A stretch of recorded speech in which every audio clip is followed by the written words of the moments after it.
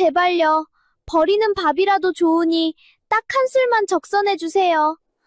눈보라가 몰아치던 밤, 쪽박 하나를 든 아이가 주막 문 앞에서 떨고 있었습니다. 5해의 전역병으로 남편과 외아들을 잃고 마음을 닫았건 과부는 그 아이를 그냥 보내지 못했습니다. 그날 밤 건넨 식은 밥 한 술이 두 사람의 운명을 송두리째 바꾸어 놓을 줄은 아무도 몰랐지요. 그런데 이 거지 아이에게는 온 고을의 세도가가 핏발을 세우고 찾아 헤매는 비밀이 숨어 있었습니다. 아, 뜨거. 인공 모민 고구마인데. 댓글로 항입망 좋아하시면 한 입 드릴게요. 찬밥이라도 좋아요. 딱 한 술만 주세요. 눈보라가 몰아치는 밤이었습니다. 마을 어기 작은 주막의 문이 덜컹덜컹 흔들렸지요. 문틈으로 비집고 들어온 건 바람만이 아니었습니다. 쪽박 하나를 두 손으로 꼭 쥔 아이가 거기 서 있었습니다.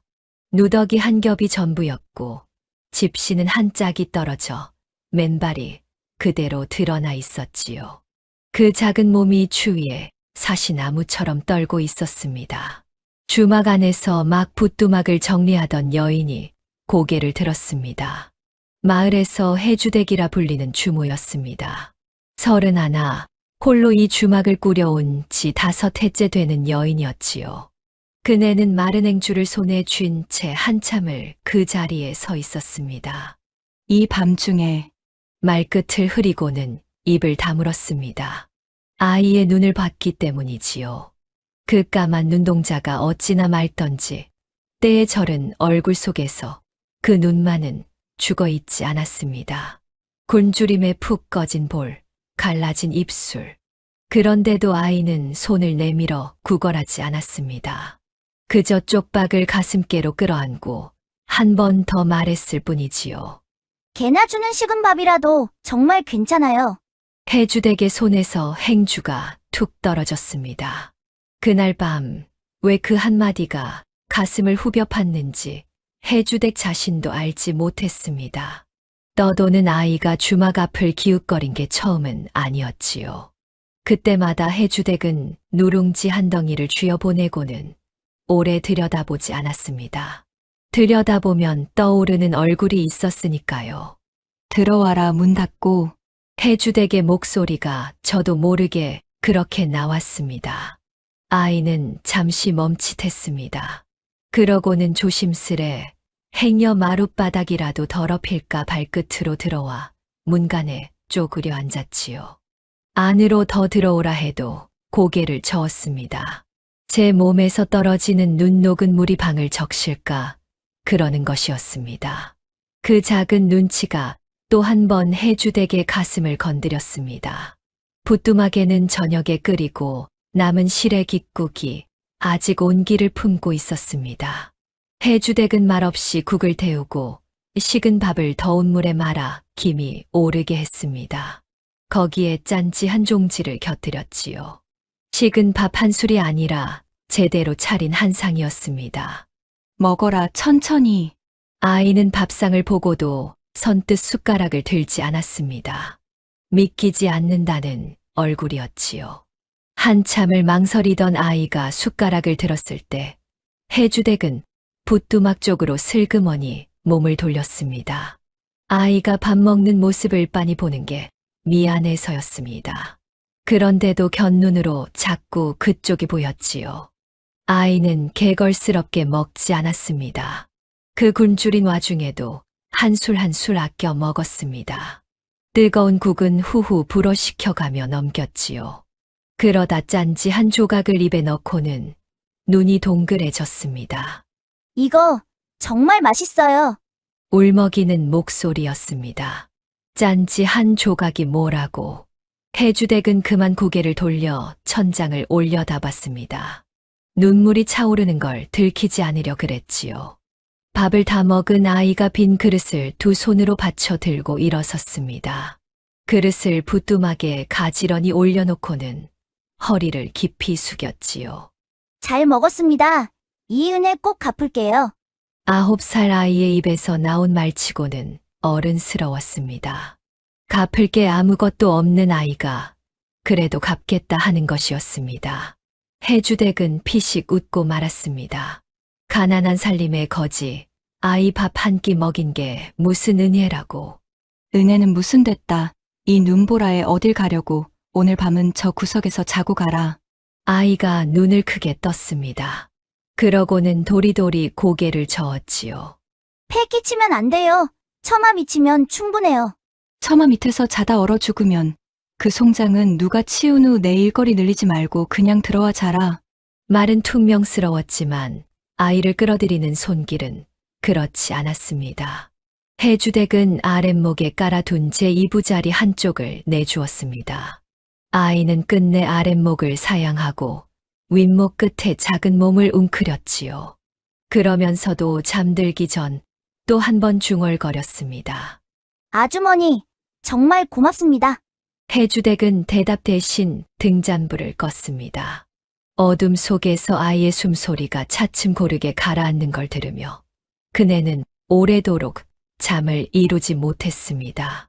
이 작은 주막의 식구라고는 해주댁 혼자였습니다. 본디 혼자가 아니었지요. 5해 전까지만 해도 이 집에는 사람 사는 소리가 있었습니다. 부지런한 남편이 있었고 무엇보다 눈에 넣어도 아프지 않을 아들 하나가 있었습니다. 그해 여름 마을에 모진 역병이 돌았습니다. 며칠 사이에 남편이 누웠고 뒤따라 아들이 열에 들떴지요. 밤낮으로 끌어안고 병구안을 했지만 사람의 힘으로 될 일이 아니었습니다. 먼저 남편이 눈을 감았고 그 다음은 차마 입에 올리기도 힘든 일이 벌어졌습니다. 7살이었습니다. 한창 재롱이 늘어가던 나이였지요. 아이는 마지막 순간까지 어미의 손을 놓지 않았습니다. 그 손이 식어가는 걸 해주댁은 두 눈으로 지켜봐야 했습니다. 그 뒤로 해주댁은 웃음을 잃었습니다. 마을 사람들은 주모가 모질어졌다고들 했지요. 하지만 모진 게 아니었습니다. 정을 주었다가 또 잃는 것이 죽기보다 무서웠을 뿐입니다. 방 한쪽 선반에는 작은 위패 하나가 모셔져 있었습니다. 먼저 간 아들의 것이었습니다. 해주댁은 끼니 때마다 그 앞에 밥 한 술을 떠놓는 일을 걸은 적이 없었습니다. 살아있을 적 아이가 좋아하던 반찬이 생기면 꼭 한 점을 위패 앞에 올렸지요. 그게 5해 동안 해주댁이 제 슬픔을 견뎌 온 방식이었습니다. 이튿날 새벽 해주댁이 눈을 떴을 때 윗목은 비어 있었습니다. 가슴이 철렁 내려앉았습니다. 아이가 야반에 떠난 줄 알았던 것이지요. 그런데 부엌 쪽에서 달그락거리는 소리가 났습니다. 문을 열어보니 아이가 아궁이 앞에 쪼그려 앉아 불을 지피고 있었습니다. 어디서 구해왔는지 마른 솔가지까지 한 아름 곁에 쌓아두고 말이지요. 일어나셨어요? 물 데워놨어요. 세수하세요. 아이는 마치 이 집에서 오래 산 사람처럼 굴었습니다. 밥값을, 잠값을 제 딴에 갚는 것이었지요. 해주댁은 그 모습을 한참 바라보다가 문득 가슴 한 구석이 저릿해 오는 걸 느꼈습니다. 아궁이 불빛에 비친 아이의 옆 얼굴이 어쩐지 낯설지 않았기 때문입니다. 마침 그 무렵 약초 망태기를 둘러맨 노인 하나가 주막 앞을 지나다 걸음을 멈췄습니다. 산을 오르내리며 약초를 캐는 우보 영감이었습니다. 늙었어도 눈빛만은 형형한 노인이었지요. 영감은 아궁이 앞에 아이를 한참이나 말없이 바라봤습니다. 그 눈빛이 예사롭지 않았습니다. 마치 어디서 본 듯한 얼굴을 더듬는 사람처럼 말이지요. 아이가 영특하게 생겼구먼. 영감은 그 한마디만 남기고 산길로 들어섰습니다. 하지만 모퉁이를 돌아서면서도 몇 번이나 주막 쪽을 돌아봤지요. 무언가 마음에 걸리는 게 있는 얼굴이었습니다. 해주댁은 그저 지나가는 노인의 빈말이려니 했습니다. 그날 아침 해주댁은 아이와 마주 앉아 밥을 먹었습니다. 5해 만에 처음으로 이 방에 두 사람 몫의 밥상이 차려졌지요. 아이는 여전히 한술 한술 아껴 먹었습니다. 해주댁이 제 밥그릇에 계란 부침을 아이 쪽으로 밀어주자 아이는 화들짝 놀라 손사래를 쳤습니다. 아니에요. 아주머니 드세요. 저는 밥만으로도 충분해요. 먹으라면 먹어 사내 자식이 무슨 사양이 그리 많노. 아이는 그제야 계란 부침을 받았습니다. 그런데 먹지 않고 밥 밑에 살그머니 숨겨두는 것이었습니다. 해주댁이 의아해 물었지요. 왜 계란부침이 싫으냐? 아이가 펄쩍 뛰었습니다. 아니요. 제일 좋아요. 그러니까 맨 나중에 먹을 거예요. 제일 좋아하는 건 아껴뒀다 먹어야 하잖아요. 순간 해주댁의 손에서 숟가락이 멈췄습니다. 먼저 간 아들이 꼭 그랬습니다. 좋아하는 반찬은 끝까지 남겨두었다가 밥을 다 먹고 나서야 아껴 먹던 아이였지요. 엄마, 맛있는 건 마지막에 먹는 거야. 그 작은 입으로 그리 말하던 게 어제 일처럼 생생했습니다. 그 말투, 그 표정이 지금 눈앞의 아이와 어찌 이리 똑같단 말입니까? 해주댁은 말없이 밥을 떠 넣었습니다. 목이 메어 잘 넘어가지 않았지요. 들킬세라 얼른 물을 들이켰습니다. 밥을 다 먹고 나서 아이가 작은 목소리로 물었습니다. 아주머니 저 오늘 떠날까요? 너무 패기치는 것 같아서요. 해주댁은 선뜻 대답하지 못했습니다. 보내야 한다는 걸 알면서도 입이 떨어지지 않았던 것이지요. 그 망설임을 깨뜨린 건 마침 물 기르러 왔다가 두 사람을 본 옆집 노파였습니다. 저런 똘똘한 아이를 어디서 거뒀누. 해주댁도 이제 적적한데 잘 됐네. 자식 삼아 키우지 그래. 무심코 던진 말이었습니다. 그런데 그 말이 비수처럼 박혔지요. 해주댁의 얼굴이 하얗게 굳었습니다. 그런 소리 마세요. 내가 무슨 염치로 남의 자식을. 말끝이 떨렸습니다. 해주댁은 황급히 자리를 털고 일어나 부엌으로 들어가 버렸습니다. 노파는 영문을 몰라 머쓱하게 섰고 아이는 그런 해주댁의 뒷모습을 가만히 바라봤습니다. 무언가를 알아챈 듯한 그러나 묻지 않는 눈빛이었지요. 그날 저녁 해주댁은 아궁이 앞에 홀로 앉아 있었습니다. 낮에 노파가 한 마리 자꾸만 귓가를 맴돌았지요. 자식 삼아 키우라니. 그 말이 왜 이리 가슴을 흔드는 걸까? 해주댁은 제 마음을 들여다보기가 두려웠습니다. 그때 부엌 문이 빼꼼 열렸습니다. 아이가 손에 무언가를 들고 서 있었지요. 낮에 밥 밑에 숨겨두었던 그 계란 부침이었습니다. 아주머니 이거 아주머니 드시라고요. 제가 제일 좋아하는 거예요. 제일 좋아하는 건 제일 고마운 사람한테 주는 거래요. 우리 엄마가 그랬어요. 해주댁은 그 계란 부침을 받아들고 한참을 말이 없었습니다. 엄마가 그랬다고. 이 아이에게도 좋아하는 걸 아껴뒀다. 고마운 사람에게 내주라 가르친 어미가 있었구나. 그리고 지금 이 아이는 그 어미가 없는 것이지요. 어쩌면 이 아이도 나처럼 가장 소중한 것을 잃은 사람이었습니다.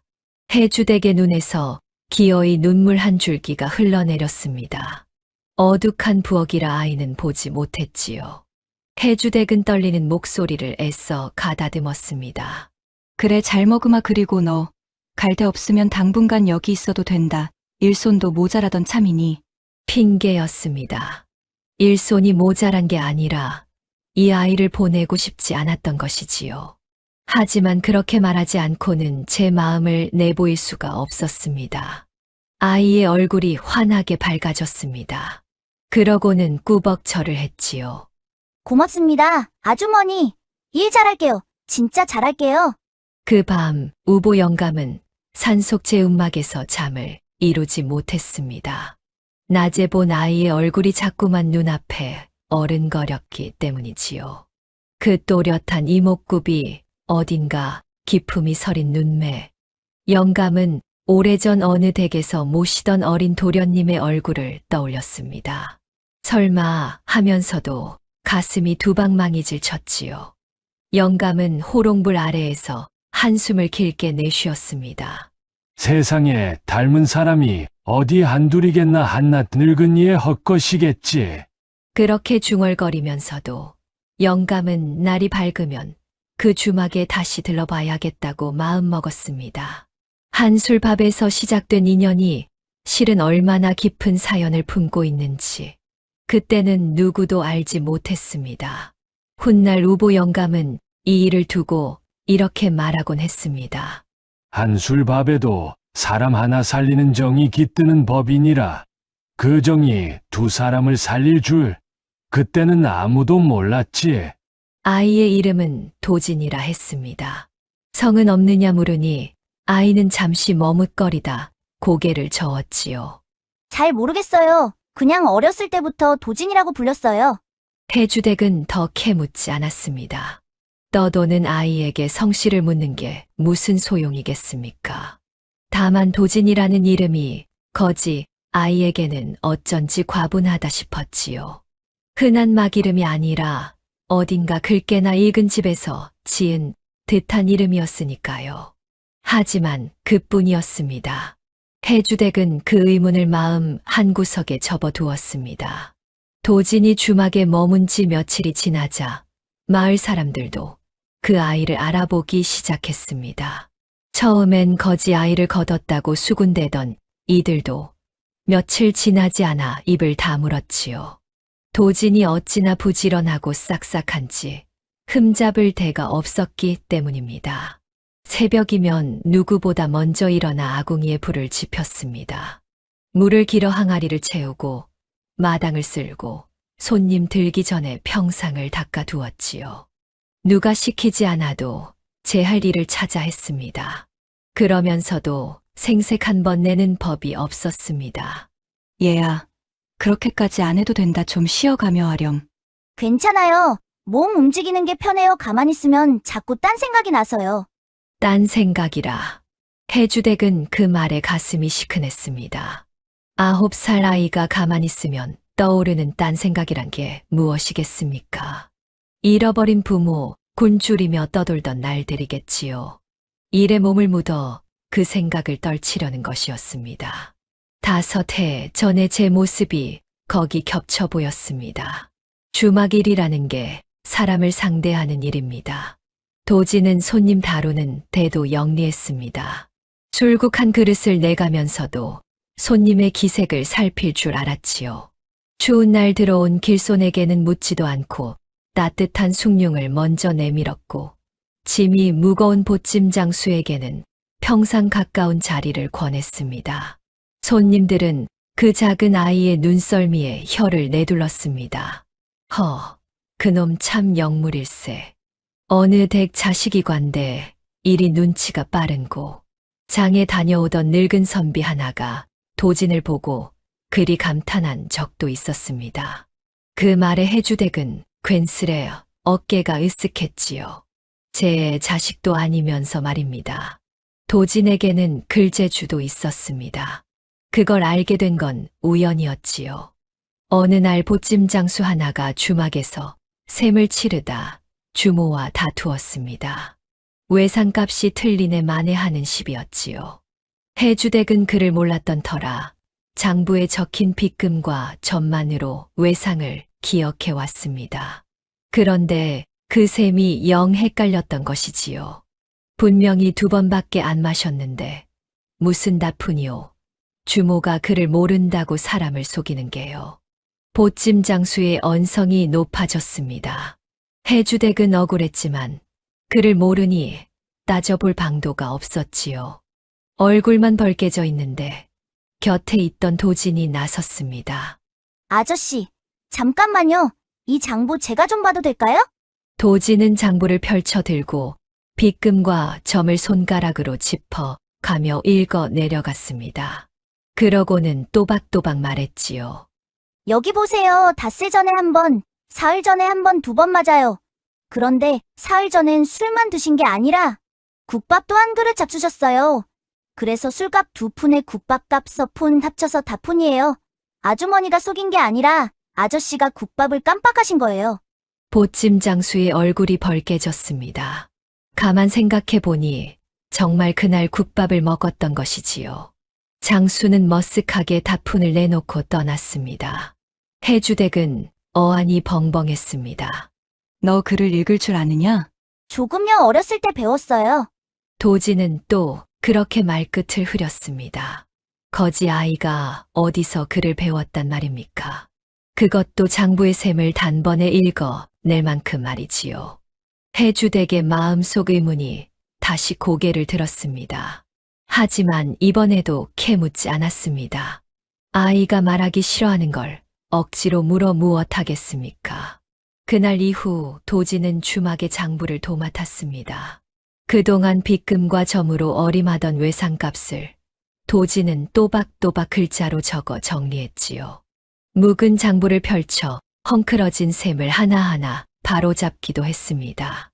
알고 보니 그동안 해주댁이 못 받은 외상이 적지 않았습니다. 그를 모른다고 슬쩍 떼먹은 이들이 있었던 것이지요. 도진이 장부를 바로잡은 덕에 해주댁은 때인 줄도 몰랐던 돈을 여러 회 찾았습니다. 내 덕에 살림이 다 펴는구나 거참. 신통한 녀석일세. 해주댁은 진심으로 그리 말했습니다. 도지는 그 칭찬에 귀까지 빨개져서는 또 일거리를 찾아 마당으로 나갔지요. 이렇게 도진이 주막에 자리를 잡아가는 동안 해주댁의 마음에도 조금씩 변화가 일었습니다. 5해 동안 굳어있던 표정이 풀리기 시작한 것이지요. 도진이 무어라 한마디 하면 저도 모르게 입꼬리가 올라갔습니다. 아침에 눈을 뜨면 아이의 안부부터 살피게 되었지요. 그게 무슨 마음인지 해주댁은 애써 모르는 척했습니다. 하지만 마음 한편에는 늘 두려움이 있었습니다. 이 아이도 언젠가 떠나거나 또 잃을지 모른다는 두려움이었지요. 그 생각이 들 때마다 해주댁은 일부러 무뚝뚝하게 굴었습니다.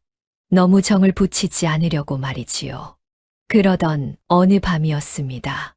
밤이 깊어 도진이 잠든 뒤 해주댁은 등잔을 들고 아이가 자는 윗목으로 다가갔습니다. 아이가 이불을 잘 덮고 자는지 살피려던 것이었지요. 그런데 가까이 다가간 해주댁의 발걸음이 그 자리에 얼어붙고 말았습니다. 도진이 잠결에 한쪽 다리를 이불 밖으로 쭉 빼놓고 자고 있었던 것입니다. 별것 아닌 모습이었습니다. 그런데 해주댁에게는 대수였지요. 먼저 간 아들이 꼭 그렇게 잤기 때문입니다. 아무리 덮어줘도 자다 보면 한쪽 다리가 이불 밖으로 나와 있던 아이였습니다. 이 녀석 또 발 내놨네. 밤마다 그 다리를 넣어주며 그리 중얼거리곤 했지요. 해주댁은 등잔을 내려놓고 떨리는 손으로 도진의 다리를 이불 속으로 넣어 주었습니다. 그 작은 발이 어찌나 차갑던지요. 해주댁은 한참을 그 발을 두 손으로 감싸 쥐고 있었습니다. 그러고는 끝내 소리 죽여 흐느끼고 말았습니다.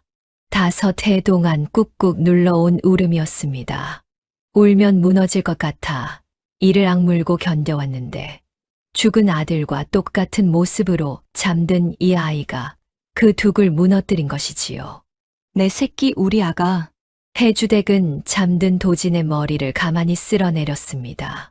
도진이 아니라 먼저 간 제 아들을 부르는 것이었는지 아니면 이제는 도진을 그리 부르고 싶은 것이었는지 그건 해주댁 자신도 알 수 없었습니다. 그 밤 이후로 해주댁은 더 이상 제 마음을 속이지 않기로 했습니다. 빗장을 걸어봤자 이미 정은 깊이 든 뒤였으니까요. 이튿날 아침 해주댁은 장롱 깊숙이 넣어두었던 옷감을 꺼냈습니다. 먼저 간 아들에게 지어주려다 끝내 입히지 못한 고운 무명천이었지요.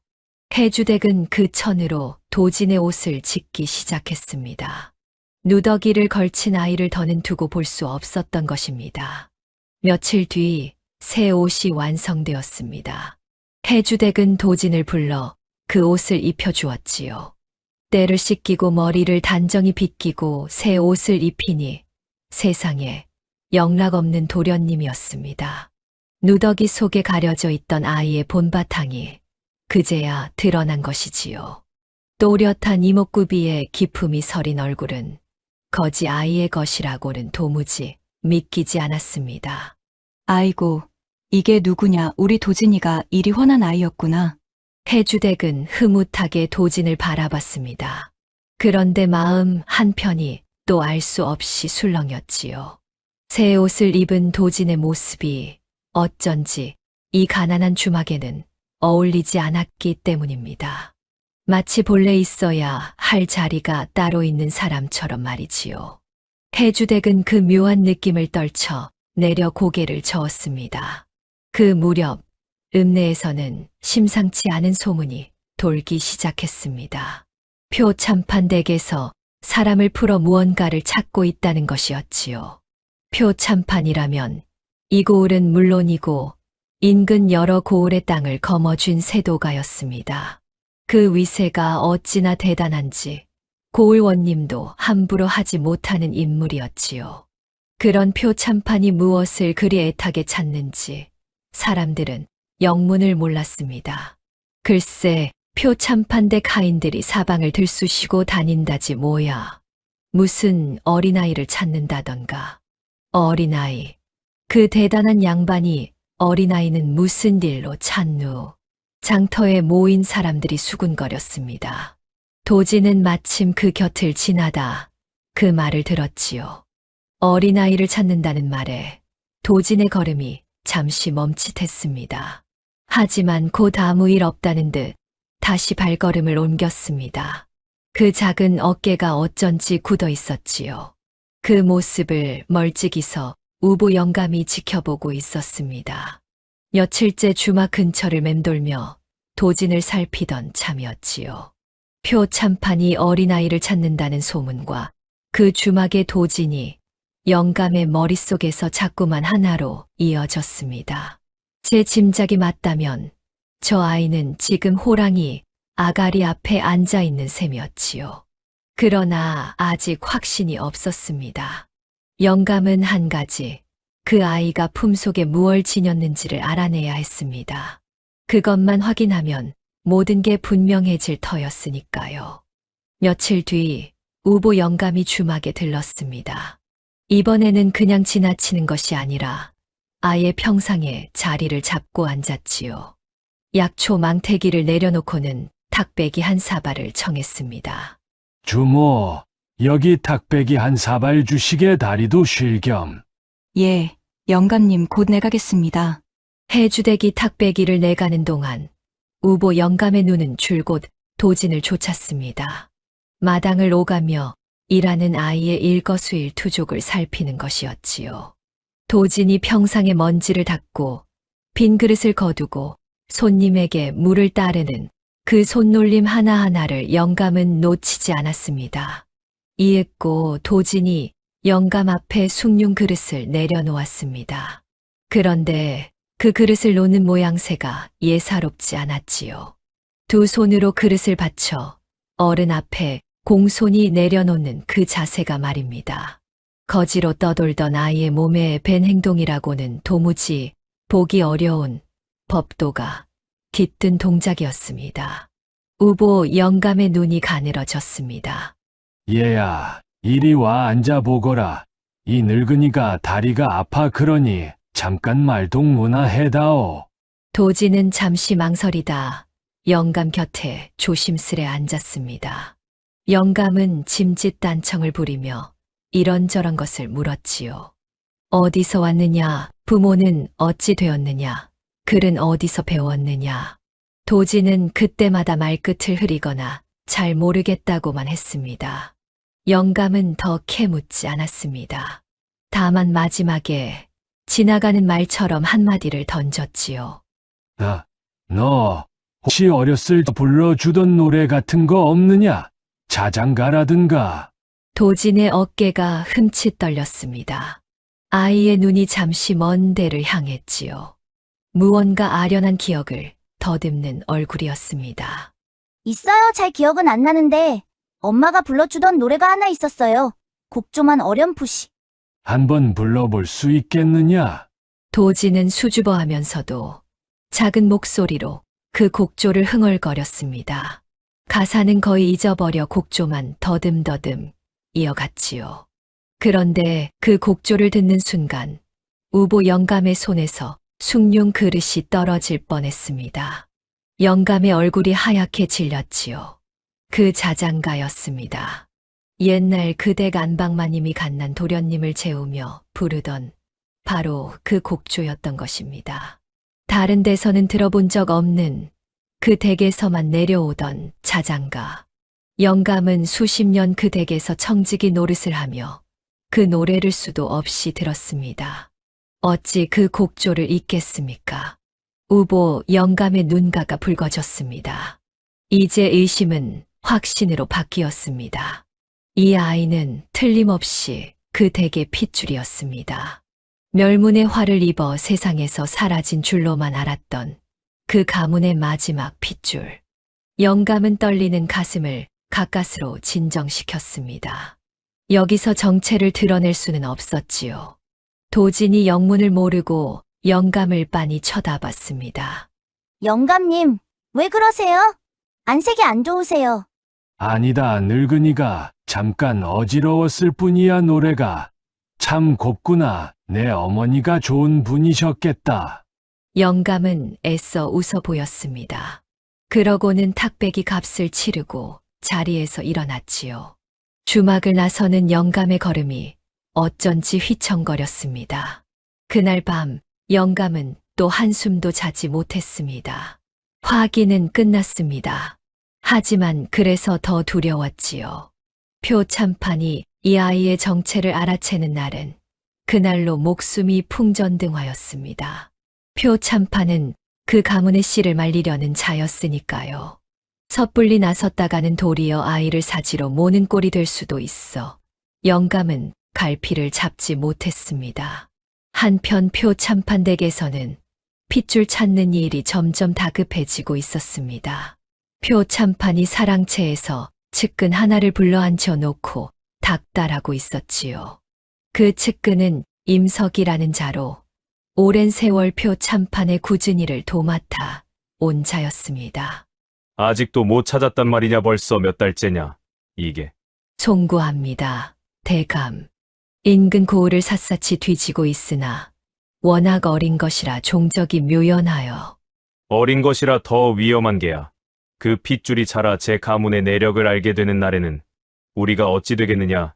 무슨 수를 써서라도 찾아내거라. 찾는 즉시 내게 데려와 알겠느냐. 명심하겠습니다. 임석이가 물러간 뒤 표참판은 사랑채에 홀로 앉아 호박 염주를 굴렸습니다. 그 얼굴에 불안한 그늘이 스쳤지요. 8배 전 그는 한 가문을 통째로 무너뜨렸습니다. 조정의 충신으로 이름 높던 송한림 댁이었지요. 표참판은 그 댁의 재산과 위세가 탐이 났습니다. 그래서 거짓 상소를 꾸며 송한림에게 영모의 누명을 씌웠지요. 송한림은 변변히 항변할 새도 없이 사약을 받았고 그 가문은 풍비박산이 났습니다. 표참판은 그 틈에 송한림 댁의 재산을 제 것으로 삼켰습니다. 다만 한 가지 마음에 걸리는 일이 있었습니다. 멸문의 와중에 송한림의 어린 손자 하나가 자취를 감춘 것이지요. 표참판은 그 아이가 죽었기를 바랐습니다. 하지만 시신을 확인하지 못한 이상 마음을 놓을 수 없었지요. 그 핏줄이 살아있다면 언젠가 제 죄가 드러날지도 모르는 일이었으니까요. 그러던 차에 근래 표참판의 불안을 부추기는 일이 생겼습니다. 한양에서 새 임금이 보위에 올라 지난날 억울하게 화를 입은 신하들의 일을 다시 살핀다는 소문이 돈 것이지요. 송한림 댁의 일도 그 가운데 끼어 있을지 몰랐습니다. 만약 그 일이 다시 들춰지고 살아남은 핏줄이 나타나 진실을 증언한다면 표참판은 그 생각만 하면 등골이 서늘해졌습니다. 그래서 더더욱 그 핏줄을 찾아 없애야만 했던 것입니다. 그 무렵 주막에서는 평화로운 나날이 이어지고 있었습니다. 도지는 어느새 주막의 어엿한 식구가 되어 있었지요. 해주댁과 도지는 마치 오래전부터 함께 살아온 모자처럼 손발이 척척 맞았습니다. 해주대기 국을 끓이면 도진이 상을 차렸고 해주대기 빨래를 하면 도진이 그것을 널었습니다. 둘이 마주 앉아 밥을 먹는 저녁이면 적막하던 주막에 도란도란 사람 사는 소리가 피어올랐지요. 해주댁은 요즘 들어 부쩍 웃는 일이 많아졌습니다. 마을 사람들도 그 변화를 알아챘지요. 해주댁이 요새 얼굴이 폈어. 그 아이 거두고 나서 사람이 아주 달라졌다니까. 그러게 말이야. 자식이 뭔지. 핏줄이 아니어도 정들면 자식이지. 그런 말을 들을 때마다 해주댁은 손사래를 쳤지만 속으로는 그 말이 싫지 않았습니다. 도진을 자식이라 여기는 마음이 이제는 부끄럽지 않았던 것이지요. 어느 날 저녁 해주댁은 도진과 마주 앉아 바느질을 하고 있었습니다. 도진은 그 곁에서 장부를 정리하고 있었지요. 등잔불 아래 두 사람의 그림자가 정겹게 흔들렸습니다. 문득 도진이 고개를 들고 물었습니다. 아주머니는 자식이 없으세요? 해주댁의 손이 잠시 멈췄습니다. 도진은 그동안 한 번도 해주댁의 사정을 묻지 않았습니다. 묻지 않는 것이 도진의 배려라는 걸 해주댁은 알고 있었지요. 그런 도진이 처음으로 그 일을 물은 것이었습니다. 해주댁은 잠시 말이 없다가 나직이 입을 열었습니다. 있었지. 너만한 아들이 하나 있었다. 5해 전에 역병으로 제 아비랑 같이 갔어. 도진의 얼굴이 굳었습니다. 제가 괜한 걸 물었다 싶었던 것이지요. 도진은 고개를 푹 숙였습니다. 죄송해요. 제가 아픈 걸 물었네요. 아니다, 괜찮아. 이제는 말할 수 있단다. 다 지난 일인걸. 말은 그리했지만 해주댁의 목소리에는 여전히 가시지 않은 슬픔이 배어 있었습니다. 도진은 그 슬픔을 느꼈는지 한참을 망설이다 작은 목소리로 말했습니다. 아주머니, 제가 그 형목까지 효도할게요. 진짜로요. 그러니까 너무 슬퍼하지 마세요. 그 말에 해주댁은 그만 울컥했습니다. 바느질거리를 내려놓고 도진을 끌어안았지요. 도진도 그 품에 가만히 안겼습니다. 두 사람은 한참을 그렇게 있었습니다. 잃은 자식과 잃은 부모, 서로의 빈자리를 그렇게 메워가고 있었던 것이지요. 그런데 바로 그 평화를 깨뜨리는 일이 벌어졌습니다. 다음 장날이었습니다. 도진이 해주댁의 심부름으로 장에 다녀오는 길이었지요. 소금이며 간장이며 주막에 쓸 물건을 사서 돌아오던 참이었습니다. 그런데 장터 어귀에서 도진이 그만 한 무리의 사내들과 마주치고 말았습니다. 표참판댁에서 풀린 하인들이었지요. 그들은 어린아이들을 하나하나 살피며 무언가를 캐묻고 있었습니다. 예, 너 이름이 뭐냐? 어디 사는 누구야? 부모는 있고 하인 하나가 도진을 불러 세웠습니다. 도진의 가슴이 철렁 내려앉았지요. 하지만 도진은 애써 태연한 척했습니다. 저는 저기 주막집 아이예요. 주모 아주머니 댁에서 일해요. 주막집 아이? 본래부터 거기 살던 아이냐? 도진이 머뭇거리는 사이 다른 하인 하나가 도진의 얼굴을 유심히 들여다봤습니다. 그 눈빛이 점점 매서워졌지요. 무언가 짚히는 게 있는 얼굴이었습니다. 가만 이 녀석 인상이 어찌돼. 그 순간 도진은 본능적으로 위험을 느꼈습니다. 사온 물건을 꼭 끌어안고는 뒤도 돌아보지 않고 내달리기 시작했지요. 하인들이 소리치며 뒤를 쫓았습니다. 잡아라. 저놈 잡아. 장터가 발칵 뒤집혔습니다. 도진은 사람들 사이를 요리조리 빠져나가며 죽을 힘을 다해 달렸습니다. 골목을 돌고 또 돌아 가까스로 하인들을 따돌렸지요. 도진은 어느 담벼락 뒤에 몸을 숨기고 가쁜 숨을 몰아쉬었습니다. 심장이 터질 것 같았지요. 어째서 저들이 자기를 쫓는지 도진은 어렴풋이 짐작이 갔습니다. 하지만 그 짐작을 입 밖에 낼 수는 없었습니다. 입 밖에 내는 순간 모든 것이 무너질 것 같았으니까요. 도진이 가까스로 주막에 돌아왔을 때는 이미 날이 저문 뒤였습니다.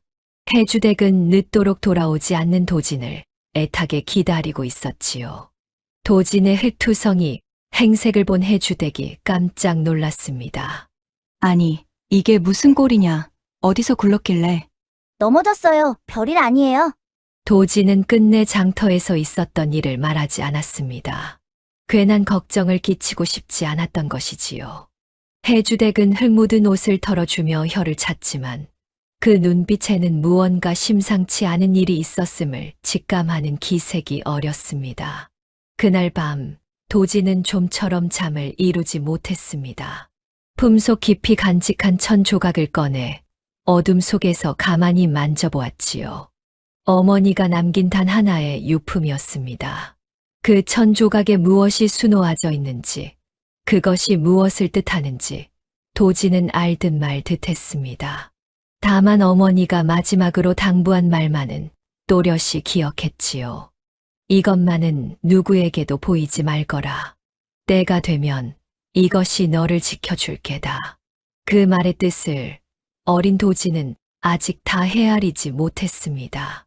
장터에서 도진이 쫓긴 일은 며칠 지나지 않아 우보 영감의 귀에도 들어갔습니다. 우려하던 일이 시작된 것이지요. 표 참판의 손이 코앞까지 뻗쳐왔으니 영감은 더는 지켜만 볼 수 없었습니다. 그 길로 영감은 주막을 찾았습니다. 마침 손님이 뜸한 저녁 나절이었지요. 영감은 도진을 잠시 마당으로 불러내 사람들 눈을 피해 나직이 물었습니다.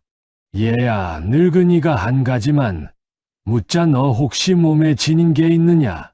어머니가 남긴 것 말이다. 천 조각이라든가 폐물이라든가. 도진의 눈이 흔들렸습니다. 어찌 영감이 그걸 안단 말입니까? 도진은 본능적으로 품을 손으로 가렸지요. 어머니의 당부가 떠올랐던 것입니다. 누구에게도 보이지 말라던 그 말이. 그런 거 없어요. 얘야, 이 늙은이를 못 믿겠느냐? 그래, 못 믿는 게 당연하지. 허나 이것만은 알아두거라. 내가 지금 큰 위험에 처해 있다는 걸 너를 쫓는 자들이 누군지 이 늙은이는 안다. 그 자들이 너를 잡으면 무슨 일이 벌어질지도. 도진의 낯빛이 하얗게 질렸습니다. 영감은 도진의 어깨를 가만히 짚었지요. 그 손길에 거짓이 없음을 도진은 느꼈습니다. 오늘은 더 묻지 않으마. 허나 명심해라. 무슨 일이 있어도 그 물건을 잃어서는 안 된다. 그리고 위험하다 싶으면 망설이지 말고 이 늙은이를 찾아오너라. 산 너머 약초막에 있을 테니. 영감은 그 말만 남기고 돌아갔습니다. 도진은 어둠 속에 한참을 서 있었지요. 영감의 말이 무엇을 뜻하는지 도진은 어렴풋이 알 것 같았습니다. 그러나 그 알미 두려웠습니다. 알면 알수록 이 평온한 날들이 끝나간다는 뜻이었으니까요. 그날 밤 부엌에서 두 사람의 그림자가 마주했습니다. 해주댁은 도진의 기색이 며칠째 이상한 걸 더는 모른 척할 수 없었지요. 장터에서 흙투성이로 돌아온 일, 부쩍 말수가 줄어든 일, 밤마다 뒤척이는 일. 해주댁은 도진을 마주 앉히고 조심스레 물었습니다. 도진아, 너 무슨 일 있는 거지? 이 어미한테 말 못할 일이냐? 어미라는 말이 해주댁의 입에서 처음으로 나왔습니다. 도진의 눈이 커졌지요. 해주댁 자신도 그 말이 제 입에서 나온 줄 몰랐던 모양입니다. 잠시 어색한 침묵이 흘렀습니다. 그 침묵을 깬 건 도진이었지요. 아주머니죠. 어쩌면 곧 떠나야 할지도 몰라요. 떠나다니, 그게 무슨 소리냐? 제가 여기 있으면 아주머니한테 화가 미칠지도 몰라요. 나쁜 사람들이 저를 찾고 있어요. 왜 찾는지는 저도 잘 몰라요. 그치만 그 사람들이 여기까지 오면 아주머니가 다치실 거예요. 그러니까 그 전에 제가 그만. 해주댁이 도진의 말을 잘랐습니다. 그 목소리가 단호했지요. 누가 너를 찾든 무슨 일이 있든 너는 아무 데도 안 간다 알겠느냐? 내가 너를 거둔 게 무슨 동정인 줄 아느냐 아니다. 너는 이제 내 식구야. 식구가 위험하다고 내쫓는 어미가 세상 천지에 어디 있어. 하지만 아주머니, 하지만은 무슨 그 나쁜 사람들이 오면 내가 막으마 너는 내 뒤에 있으면 돼. 5해 전에 나는 내 새끼를 지키지 못했다. 두 눈 멀쩡히 뜨고 떠나보냈어. 그게 한이 되어 5해를 살았다 한데 또 그런 일을 겪으라고? 어림없는 소리. 이번엔 무슨 일이 있어도 지킬 게다. 해주댁의 두 눈에 물기가 어렸습니다. 그러나 그 눈빛만은 어느 때보다 결연했지요. 도지는 그만 울음을 터뜨리고 말았습니다. 5해를 떠돌며 누구도 자기를 지켜주겠다 한 적이 없었으니까요. 그런 도진에게 제 몸으로 막아주겠다는 사람이 생긴 것입니다. 아주머니, 아주머니. 도지는 해주댁의 품에 안겨 한참을 울었습니다. 해주댁도 도진을 끌어안고 등을 토닥였지요. 그 밤 두 사람 사이에는 핏줄보다 진한 무언가가 단단히 맺혔습니다. 이튿날 해주댁은 결심한 듯 마을 어른들을 찾아다녔습니다. 도진을 지키려면 우선 마을의 인심을 제 편으로 만들어 두어야 한다 여긴 것이지요. 다행히 도진은 그동안 마을 사람들에게 곱게 보인 터라 인심을 얻는 건 어렵지 않았습니다. 다만 마을 어른 하나가 걱정스레 말했지요. 해주대 그 아이를 지키고 싶은 마음은 알겠네만 상대가 표참판이라면 얘기가 다르네. 그 양반이 누군가. 원님도 함부로 못하는 양반이야. 괜히 맞섰다가 자네까지 화를 입을까. 그게 걱정일세. 화를 입어도 어쩔 수 없지요. 제 자식을 내주고 사느니 차라리. 허허, 자식이라. 핏줄도 아닌데 어찌 그리 모진 마음을 먹누. 핏줄이 별겁니까? 한솥밥 먹고 한 이불 덮고 자면 그게 식구지요. 어른께서도 도진이 그 아이 됨됨이를 아시잖습니까? 그런 아이를 호랑이 굴에 내던지란 말씀이세요? 해주댁의 말에 마을 어른도 더는 말리지 못했습니다. 도진의 됨됨이는 마을 사람 누구나 인정하던 바였으니까요. 어른은 긴 한숨을 내쉬고는 도진을 위해 힘닿는 데까지 돕겠노라 약조했습니다. 그러나 표참판의 손길은 마을의 인심 따위로 막을 수 있는 것이 아니었습니다. 며칠 뒤 끝내 표참판 댁 사람들이 주막에 들이닥쳤습니다. 임석이가 하인 여럿을 거느리고 나타난 것이지요. 마침 도진은 우보 영감의 당부대로 위험을 느끼고 뒷방에 몸을 숨긴 뒤였습니다. 임석이는 거드름을 피우며 주막 안을 둘러봤습니다. 주모, 이 댁에 근래 거둔 사내 아이가 있다지. 9살쯤 된 얼굴 반반한 아이 말이야. 그 아이 어디 있나? 해주댁의 가슴이 철렁했습니다. 그러나 겉으로는 태연한 척 행주로 손을 닦으며 답했지요. 사내 아이라뇨. 우리 집엔 그런 아이 없습니다. 보시다시피 저 혼자 꾸리는 주막인뎁쇼. 허, 시치미를 떼는구먼. 온 마을이 다 아는 일을 나만 모를 줄 아나. 순순히 내놓는 게 좋을 거야. 표참판 대감께서 찾으시는 아이다. 공연히 숨겼다간 이 주막이 어찌 될지 모르네. 없는 아이를 어찌 내놓습니까? 거둔 아이가 있긴 했으나 며칠 전에 제 발로 떠났습니다. 어디로 갔는지는 저도 모릅니다. 해주댁은 능청스레 둘러댔습니다.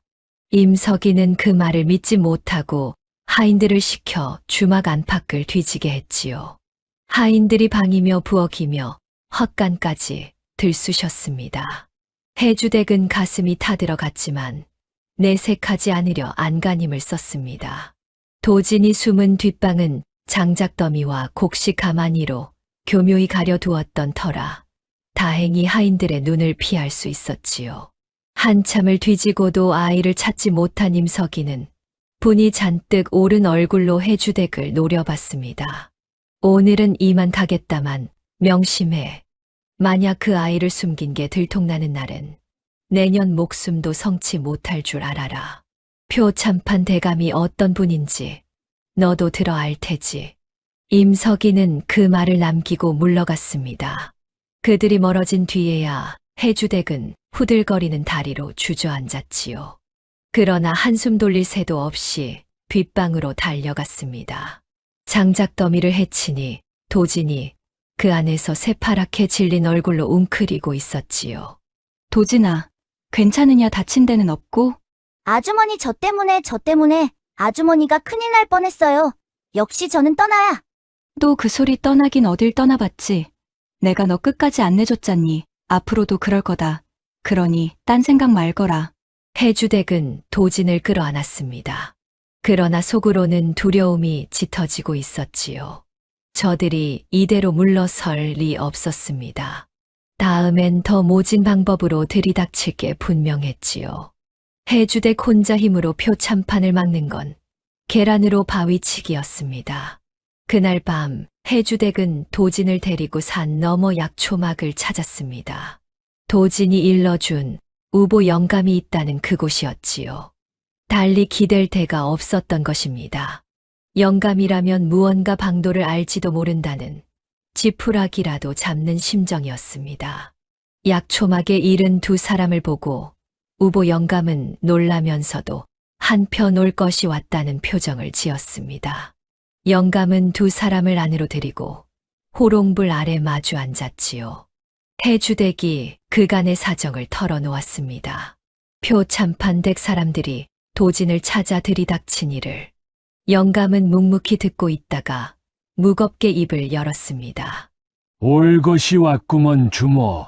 이제 내가 하는 말을 잘 들으시게 놀라지 말고.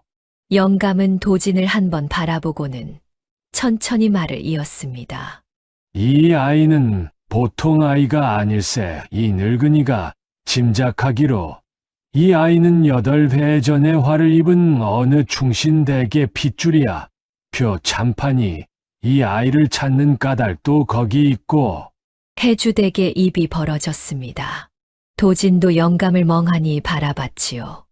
영감은 아직 모든 걸 밝히지는 않았습니다. 다만 도진이 처한 위험의 정체만을 짚어준 것이지요. 표 참판이 이 아이를 찾는 건 걷어 키우려는 게 아닐세 없애려는 게야. 이 아이가 살아있는 한 표 참판은 두 다리 뻗고 잘 수가 없거든. 그러니 주모, 이 아이를 지키려면 보통 각오로는 안 되네. 해주댁은 한참을 말이 없었습니다. 충신댁 핏줄이라느니 멸문이라느니 하는 말은 가난한 주모에게는 까마득히 먼 이야기였지요. 그러나 한 가지만은 분명했습니다. 도진이 큰 위험에 처해 있고 자기가 그 아이를 지켜야 한다는 것. 해주댁은 천천히 고개를 들었습니다. 그 눈빛이 어느 때보다 단단했지요. 영감님, 그 아이가 어느 댁 핏줄이든 제게는 그냥 도진입니다. 제 자식이에요.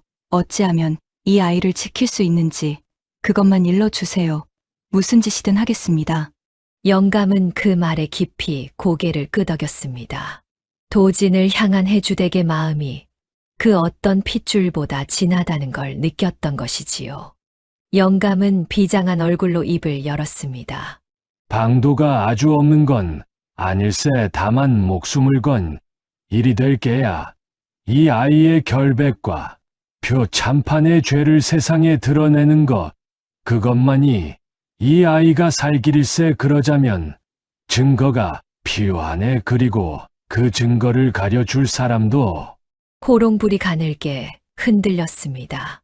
세 사람의 그림자가 벽에 길게 드리워졌지요. 가난한 주모와 떠돌이 노인, 그리고 멸문한 가문의 어린 핏줄.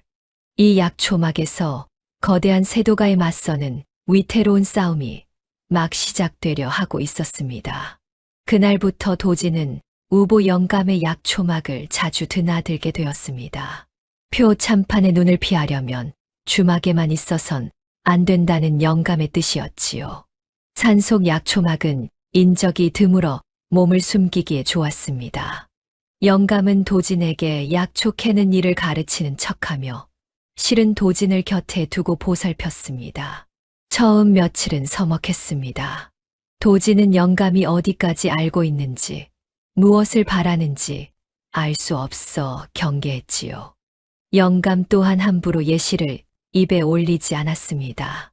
다만 산을 함께 오르내리며 도진에게 약초의 이름과 쓰임을 하나하나 일러주었습니다. 이건 삽주라는 게다 뿌리를 말려다리면 배앓이에 좋지. 이건 의아리. 이건 잔데 사는 말이다. 아는 만큼 베푸는 법이야. 모르는 자에겐 풀 한 포기 안 내주지만 아는 자에겐 약이 되고 밥이 되지. 도진은 영감의 말을 빠르게 익혔습니다. 한 번 일러준 약초는 좀처럼 있는 법이 없었지요. 영감은 그 영민함에 내심 감탄했습니다. 역시 그 가문의 핏줄이로구나 하는 생각이 들었던 것이지요. 송한림 댁은 대대로 학문이 깊기로 이름난 가문이었으니까요. 산을 오르내리며 정이 쌓이자 도진도 조금씩 마음을 열었습니다. 어느 날 두 사람이 바위에 걸터 앉아 쉬고 있을 때였지요. 도진이 문득 물었습니다. 영감님은 왜 저를 도와주세요? 아무 상관도 없는 거지, 아이를요.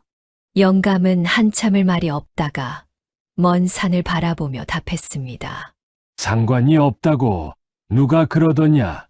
이 늙은이도 한때는 어느 좋은 댁에서 밥을 얻어먹던 사람이야.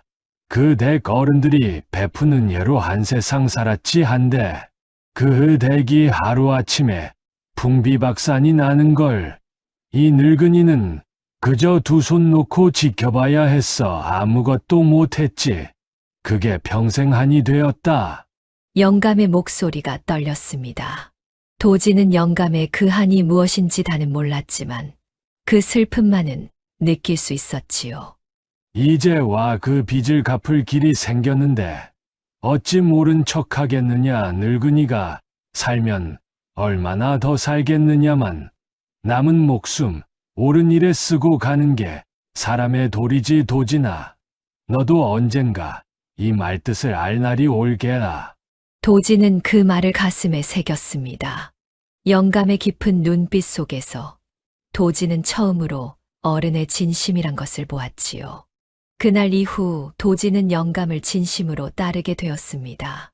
한편 해주댁은 약초막을 오가는 도진을 위해 끼니마다 정성껏 도시락을 쌌습니다. 도진이 좋아하는 반찬을 빠뜨리지 않았지요.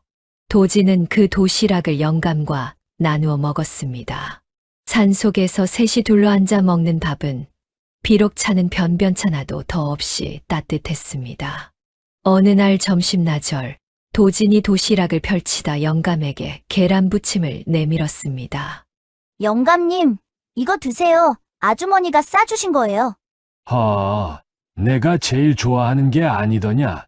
늙은이 주지 말고 내가 먹어라.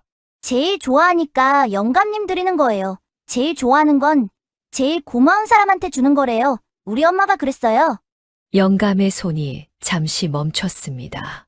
그 말 속에 어머니가 누구인지 영감은 알고 있었으니까요. 영감은 그 계란 부침을 받아들고 고개를 돌려 눈가를 훔쳤습니다. 이렇게 도진과 우보 영감 그리고 해주댁 사이에는 단단한 유대가 맺어졌습니다. 핏줄도 아니요. 본디 아무 연도 없던 세 사람이 한 아이를 지키겠다는 마음 하나로 한 식구처럼 묶인 것이지요. 그 유대가 앞으로 닥쳐올 험한 싸움에서 무엇보다 든든한 버팀목이 될 터였습니다. 그러나 마냥 산속에 숨어 있을 수만은 없었습니다. 도진이 살아남으려면 결국 표참판의 죄를 세상에 드러내야 했지요. 그러자면 증거가 필요했습니다.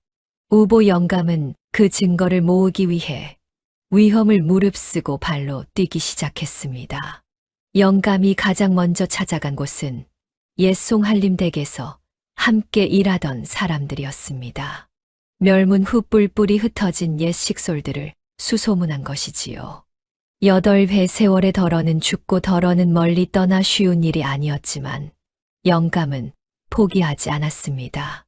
여러 날을 헤맨 끝에 영감은 옛 송한림 댁의 친모였던 노파 하나를 찾아냈습니다. 인근 고을에서 삭바느질로 연명하던 노파였지요. 예시를 묻자 노파는 처음엔 손사래를 치며 입을 다물었습니다. 표 참판의 위세가 두려웠던 것이지요. 아이고, 그 대길은 말도 마시오. 괜히 입 잘못 놀렸다간 우리까지 화를 입어요. 나는 아무것도 몰라요. 아무것도. 할멈, 내 얘기 좀 들어보게. 그 댁 어린 손자가 살아있다네. 노파의 손에서 바늘이 툭 떨어졌습니다. 노파는 믿기지 않는다는 얼굴로 영감을 바라봤지요. 뭐라고요? 도련님이 살아계시다고요? 그렇다네. 지금 내가 그 아이를 지키고 있어 한데 표 참판이 그 아이를 잡으려고 혈안이 되어 있네. 할멈, 자네가 그 댁 간방의 일을 잘 알지 않나. 그 아이가 그 댁 핏줄임을 증명할 만한 것이라면 무엇이든 좋네. 좀 일러주게. 노파는 한참을 망설였습니다. 그러나 옛 주인댁 도련님이 살아있다는 말에 끝내 마음이 움직였지요. 노파는 떨리는 목소리로 옛 기억을 더듬기 시작했습니다. 도련님이 갓난쟁이 적에 마님께서 손수 베네쩌고리에 술을 놓으셨지요. 그 댁 가문의 문양을요. 그리고 그 수 옆에 마님 함자에서 한 글자를 따 넣으셨어요.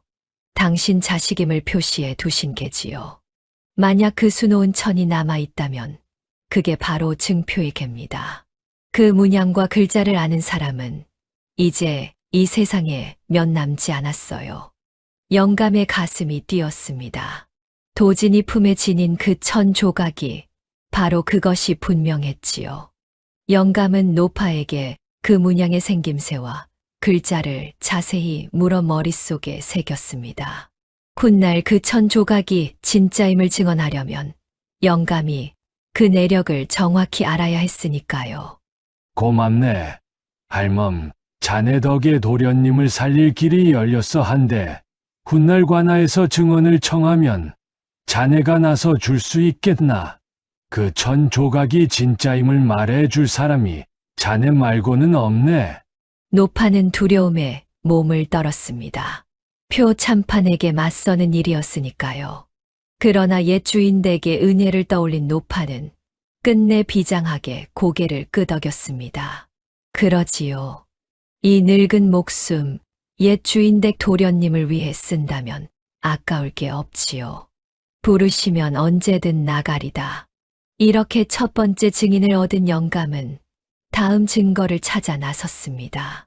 이번엔 더 위험한 일이었지요. 바로 표 참판이 송할림을 모함하는 데 썼던 거짓 상소의 내막을 캐는 일이었습니다. 영감은 그 거짓 상소가 표 참판 혼자 꾸민 일이 아님을 알고 있었습니다. 표 참판은 글재주가 변변치 못한 자였지요. 분명 누군가 대신 글을 지어준 자가 있을 터였습니다. 그 자를 찾아내 진상을 밝히게 한다면 표 참판의 죄를 드러낼 결정적 증거가 될 것이었지요. 영감은 옛 기억을 더듬었습니다. 멸문 무렵 표 참판의 곁을 그림자처럼 따라다니던 자가 하나 있었지요. 글솜씨가 뛰어나기로 소문난 자였습니다. 그 자를 수소문해 보니 바로 임석이었습니다. 지금 도진을 쫓는 그 자 말이지요. 거짓 상소를 대신 지은 자가 표 참판에 충견이 되어 있으니 그 자의 입에서 진실을 끌어내기란 하늘의 별 따기였습니다. 그러나 아무리 단단한 둑도 작은 틈에서 무너지는 법. 영감은 임석이의 약점을 찾기 시작했습니다. 그러던 차에 뜻밖의 실마리가 잡혔습니다. 영감이 옛 식솔들을 수소문하던 중 임석이에게 깊은 원한을 품은 자를 만난 것이지요. 임석이에게 누명을 쓰고 모든 걸 잃은 옛 아전이었습니다. 그 자는 임석이라면 이를 갈았지요. 영감이 임석이의 예시를 묻자 그 자는 술술 털어놓았습니다. 임석이 그놈요. 그놈이 표 참판 밑에서 한 짓이 어디 한둘인 줄 아시오. 거짓 문서를 꾸미고 남의 땅 문서를 위조하고 그놈 글솜씨가 표 참판의 더러운 일을 다 가려준 게요. 한데 그놈도 약점이 있지. 그놈이 위조한 문서마다 제 버릇을 못 버리고 똑같은 흔적을 남긴다오. 글자 끝을 묘하게 흘려 쓰는 버릇 말이오. 그 흔적만 찾아내면 위조가 그놈 지심을 밝힐 수 있을게요. 영감의 눈이 번쩍 뜨였습니다. 글씨체의 버릇이라. 그 거짓 상소문의 글씨와 임석이가 평소 쓰는 글씨를 견주어 같은 자의 것임이 드러난다면 거짓 상소를 임석이가 지었다는 산 증거가 되는 것이지요. 그리고 그 임석이가 표 참판의 사람이니 화살은 곧장 표 참판을 향할 터였습니다. 문제는 그 거짓 상소문을 어디서 구하느냐였습니다. 8배 전 조정에 올린 상소이니 사본이 관아 어딘가에 있을 법했지요. 그러나 그것을 빼내는 일은 또 다른 위험이었습니다. 한 고비를 넘으면 또 한 고비. 그래도 도진을 살릴 길이 한 걸음씩 열리고 있었으니 영감은 마음을 다잡았습니다. 거짓 상소문의 사본을 구하는 일은 셋의 힘만으로는 어림없었습니다.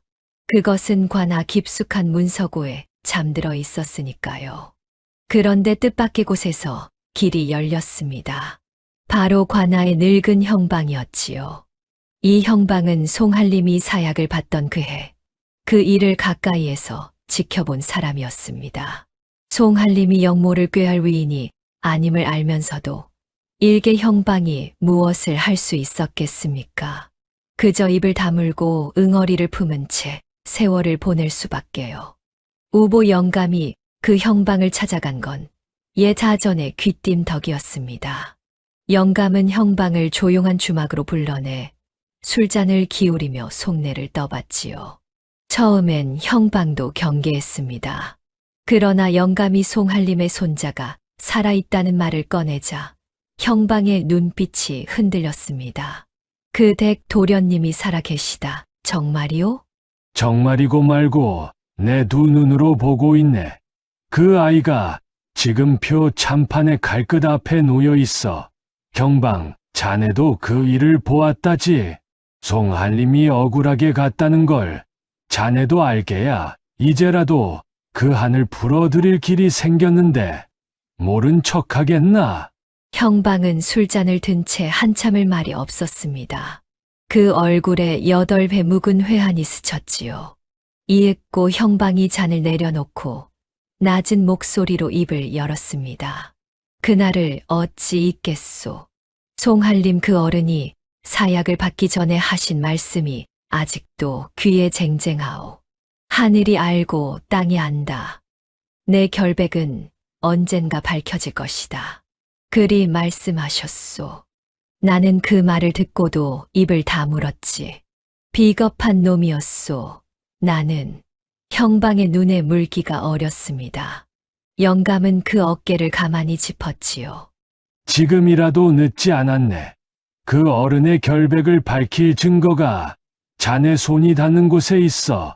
8회 전 그 거짓 상소문 사본 말일세 그것만 손에 넣으면 모든 걸 뒤집을 수 있네.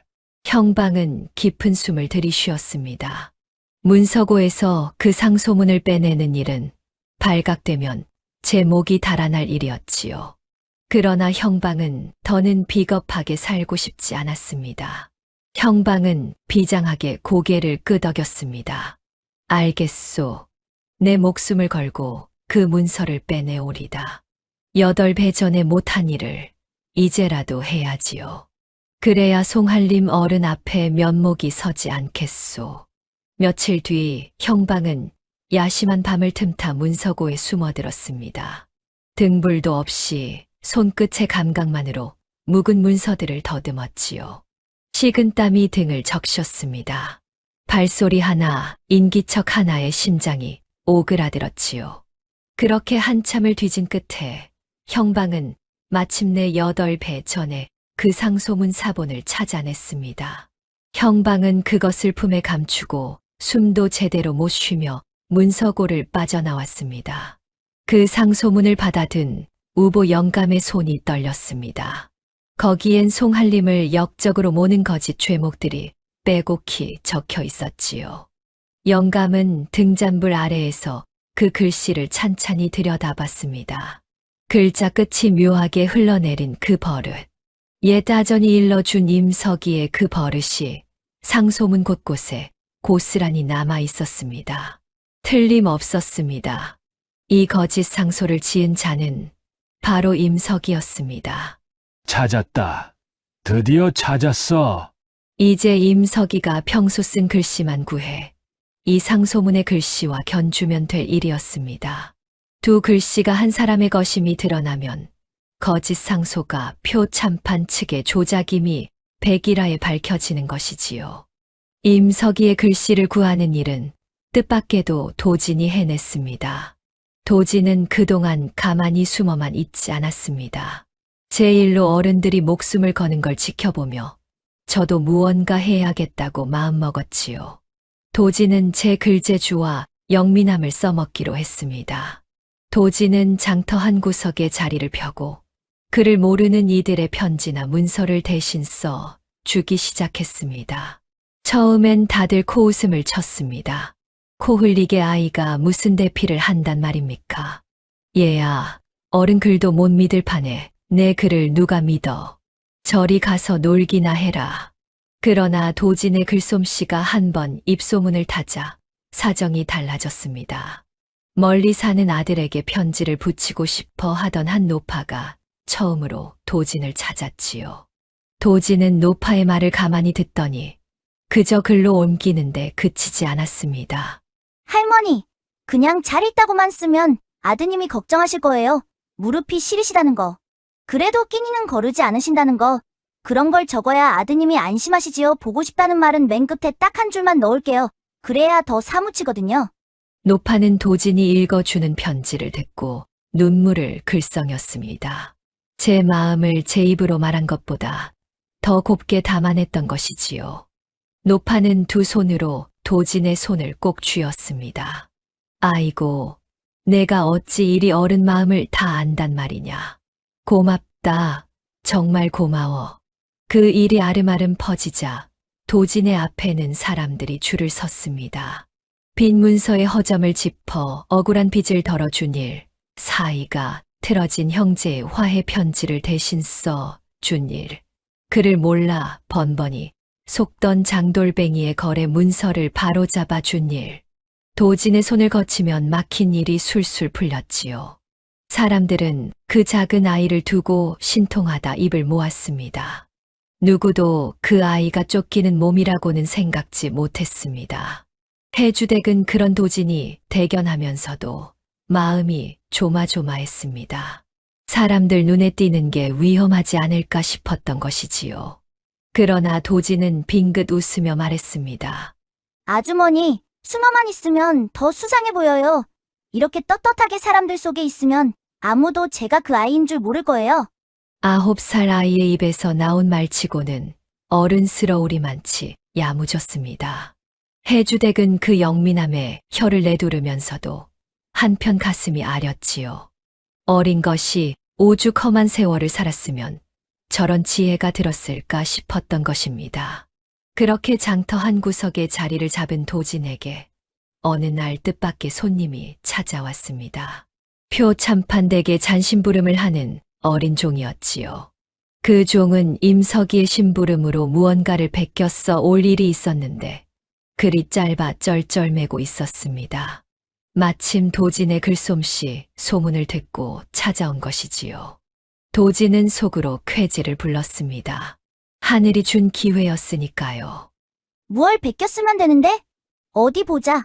종이 내민 것은 임석이가 직접 적은 심부름 목록이었습니다. 도진은 그것을 받아들고 가슴이 뛰었지요. 임석이의 글씨가 제 손안에 들어온 것입니다. 도진은 종이 부탁한 것을 베껴 써주는 척하면서 임석이의 글씨가 적힌 그 종이를 슬그머니 제 품에 챙겼습니다. 그러고는 다른 종이에 똑같이 베껴 써서 종에게 건넸지요. 종은 아무것도 모른 채 고맙다는 인사를 하고 돌아갔습니다. 그날 밤 도진이 약초막으로 달려와 그 종이를 내밀었습니다. 영감님, 이거 보세요. 임석이가 직접 쓴 글씨예요. 우보 영감은 그 종이를 받아들고 거짓 상소문과 나란히 펼쳐 놓았습니다. 등잔불 아래에서 두 글씨를 한자 한자 견주어 봤지요. 그러자 똑똑히 드러났습니다. 글자 끝을 흘려 쓰는 그 독특한 버릇이 두 글씨에 완전히 똑같이 남아 있었던 것입니다. 같은 사람의 손에서 나온 글씨가 분명했지요. 됐다. 이제 됐어. 이 둘을 나란히 내놓으면 표 참판도 발뺌하지 못할 게야, 도진아. 내가 큰일을 해냈구나. 도진의 얼굴이 환해졌습니다. 처음으로 제 손으로 무언가를 해냈다는 뿌듯함이었지요. 영감은 도진의 머리를 쓰다듬었습니다. 어린 것이 이리 영민하고 담대하니 과연 그 가문의 핏줄이로구나 싶었습니다. 이렇게 두 가지 증거가 갖춰졌습니다. 도진의 신분을 증명할 수 놓은 천 조각과 친모 노파의 증언, 그리고 표 참판의 죄를 드러낼 거짓 상소문과 임석이의 글씨, 여기에 형방의 증언까지 더하면 표 참판을 무너뜨릴 진용이 얼추 갖춰진 셈이었지요. 그러나 우보 영감은 마음을 놓지 못했습니다. 거짓 상소만으로는 표 참판이 모르쇠로 버틸 수도 있었으니까요. 송한림 댁에서 빼앗은 물건 가운데 누가 봐도 그 댁 것임이 분명한 무언가가 표 참판의 손에 있음을 밝혀야 그 탐욕을 빼도 박도 못하게 못 박을 수 있었습니다. 영감은 친모 노파에게 다시 물었습니다. 송한림 댁의 재산 가운데 가장 알아보기 쉬운 물건이 무엇이었는지를. 노파는 한참을 생각하다 답했습니다. 마님의 은장도가 있었지요. 마님께서 시집 오실 때 친정에서 해 오신 거였는데 손잡이에 마님 친정 가문의 문양이 새겨져 있었어요. 그건 세상에 단 하나뿐인 물건이라 보는 사람마다 알아봤지요. 멸문 때 다른 폐물과 함께 다 빼앗겼는데 아마 표 참판이 챙겼을 겁니다. 그런 귀한 물건을 그자가 놓쳤을 리 없으니 영감은 그 은장도를 떠올렸습니다. 도진의 어머니, 곧 송한림의 며느리가 지녔던 그 은장도가 표 참판의 손에 있음을 밝혀낸다면 그것이야말로 약탈에 움직일 수 없는 증거가 될 터였습니다. 그러나 표 참판대 깊숙이 있을 그것을 어찌 확인한단 말입니까? 영감은 다시 고민에 빠졌습니다. 그 무렵 표 참판댁에서는 분위기가 점점 험악해지고 있었습니다. 임석이가 거듭 도진을 놓치자 표 참판의 노여움이 극에 달했던 것이지요. 이런 무능한 것들 같으니 일개 거지 아이 하나를 못 잡아서 몇 달을 허비하다니 임석이. 내 놈이 정녕 내 녹을 먹는 자가 맞느냐. 대감 송구합니다. 한데 그 아이가 주막 주모의 비호를 받고 있어 좀처럼 빈틈이. 주모, 한낱 주모 따위가 감히 내 일을 가로막아. 그렇다면 그 주모부터 손을 봐야겠구나. 그 주막을 쑥대밭으로 만들어서라도 아이를 끌어내거라. 더는 시간 끌지 마라. 표 참판의 서슬에 임석이는 등골이 서늘했습니다. 이대로 도진을 잡지 못하면 제 목이 위태로울 판이었지요. 표 참판의 그 한마디가 머지않아 주막에 몰아닥칠 것엔 풍파를 예고하고 있었습니다. 양쪽의 충돌은 이제 피할 수 없는 일이 되어 가고 있었지요. 증거가 갖춰지자 우보 영감은 한양의 예진년에 기대 보기로 했습니다. 새 임금이 지난날 억울한 옥사를 다시 살핀다 하니 그 길로 상소를 올려 송한림 댁의 일을 재론케 하려는 것이었지요. 영감은 옛 송한림 댁과 연이 있던 한양의 한 대신에게 은밀히 사람을 넣었습니다. 모아둔 증거의 내막을 적어보냈지요. 며칠 뒤 뜻밖에도 좋은 기별이 왔습니다. 그 대신이 송한림의 결백을 본디 믿고 있었던 데다 새 임금 또한 지난 옥사의 진상에 관심을 두고 있다는 것이었지요. 증거만 확실하다면 사건을 다시 들춰 표 참판을 문초할 수 있다는 전갈이었습니다. 영감은 뜰 듯이 기뻤습니다. 마침내 길이 열린 것이지요. 주모, 들었는가? 한양에서 우리 일을 살펴보겠다. 한해 이제 증거를 갖춰 관아에 고변하면 표 참판을 끌어내릴 수 있어. 도진이의 누명도 벗고 송한림 어른의 한도 풀리는 게야. 해주댁의 얼굴에 모처럼 화색이 돌았습니다. 도진을 끌어안고 좋아했지요. 도진아, 들었지? 이제 곧 마음 놓고 살 수 있게 된다. 그 나쁜 사람들도 더는 너를 못 건드릴 게야. 정말요? 정말 그렇게 될까요?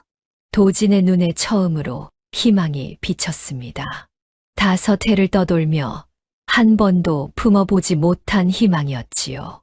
세 사람은 그날 밤 모처럼 마음 놓고 웃었습니다. 가난한 주막에 오랜만에 웃음꽃이 피었지요. 그러나 그 웃음은 오래가지 못했습니다. 세 사람이 반격을 준비하는 낌새를 표참판이 기어이 알아챈 것입니다. 발단은 그 친모 노파였습니다. 증인이 되어 주기로 한 노파가 그만 표참판 측에 발각되고 만 것이지요. 임석이가 옛송한림댁 식솔들을 따로 감시하고 있었던 까닭입니다. 노파가 우보 영감과 만나는 걸 본 임석이는 즉시 표참판에게 고했습니다. 표참판은 노발대발했습니다. 그러나 곧 그 분노를 차갑게 가라앉히고 음흉한 계략을 짜기 시작했지요. 표참판이 어떤 자입니까? 위기를 만나면 더욱 독해지는 자였습니다. 누군가 그 일을 캐고 있다. 그렇다면 그 핏줄이 살아있는 게 분명하구나. 그리고 그것을 돕는 자들이 있다는 게지. 임석이 그 늙은 친모와 만난 자가 누구더냐? 산을 오르내리는 떠돌이 약초꾼이라 합니다. 한데 그 자가 그 주막의 아이와도 가까이 지낸다 하옵니다. 표참판의 눈이 번뜩였습니다. 모든 것이 하나로 이어졌지요. 그 주막의 아이가 바로 송한림의 핏줄이요. 약초꾼이 그 아이를 돕고 있다는 것을. 표참판은 비릿한 웃음을 지었습니다. 그 핏줄이 거기 있었군. 등잔 밑이 어둡다더니 좋다. 일이 된 이상 본보기를 보여야겠다. 그 주막을 들이쳐 아이를 끌어내고 그 일에 끼어든 것들을 모조리 잡아들여라. 감히 이 표 아무개에게 맞서면 어찌 되는지 온 고을이 똑똑히 보게 해주마. 표참판의 명이 떨어졌습니다. 임석이는 하인들을 끌어모아 주막으로 향했지요. 이번에는 어르고 달래는 게 아니었습니다. 아이의 힘으로 짓밟으려는 것이었습니다. 그날은 마침 장날이라 도지는 장터에서 대필 일을 보고 있었고 우보 영감은 형방을 만나러 읍내에 가 있었습니다. 주막에는 해주댁 혼자였지요. 임석이 일행이 들이닥쳤을 때 해주댁은 가슴이 철렁했지만 애써 침착하려 했습니다. 주모, 더는 못 봐주겠다. 그 아이가 송한림의 핏줄이라는 걸 우리도 이제 다 안다. 그 아이를 내놔라. 순순히 내놓으면 너는 살려주마. 허나 끝까지 숨기면 너부터 잡아다 표참판 대감 앞에 무릎 꿇릴 게야. 해주댁의 낯빛이 하얗게 질렸습니다. 마침내 도진의 정체가 저들에게 들통난 것입니다. 그러나 해주댁은 물러서지 않았지요. 도진은 지금 장터에 있어 이 자리에 없었습니다. 시간을 끌어야 했습니다. 도진이 위험을 알아채고 몸을 피할 시간을. 그 아이가 누구든 저는 모릅니다. 거둔 아이가 있었으나 진작 떠났다 하지 않았습니까? 없는 아이를 내놓으라니. 생사람을 잡지 마세요. 아직도 시치미를 때 좋다. 그렇다면 이 주막을 다 뒤집어 놓겠다. 얘들아, 다 부숴버려라. 아이가 나올 때까지. 임석이의 명예에 하인들이 주막을 부수기 시작했습니다. 평상을 둘러엎고 그릇을 깨뜨리고 곡식 가마니를 칼로 찢었지요. 해주댁이 5해를 홀로 일군 주막이 순식간에 아수라장이 되었습니다. 해주댁은 그 광경을 보며 가슴이 미어졌지만 이를 악물고 버텼습니다. 이 와중에도 머릿속엔 온통 도진 걱정뿐이었지요.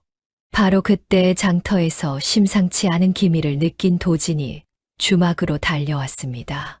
멀리서 주막이 부서지는 광경을 본 도진의 얼굴이 새파랗게 질렸지요.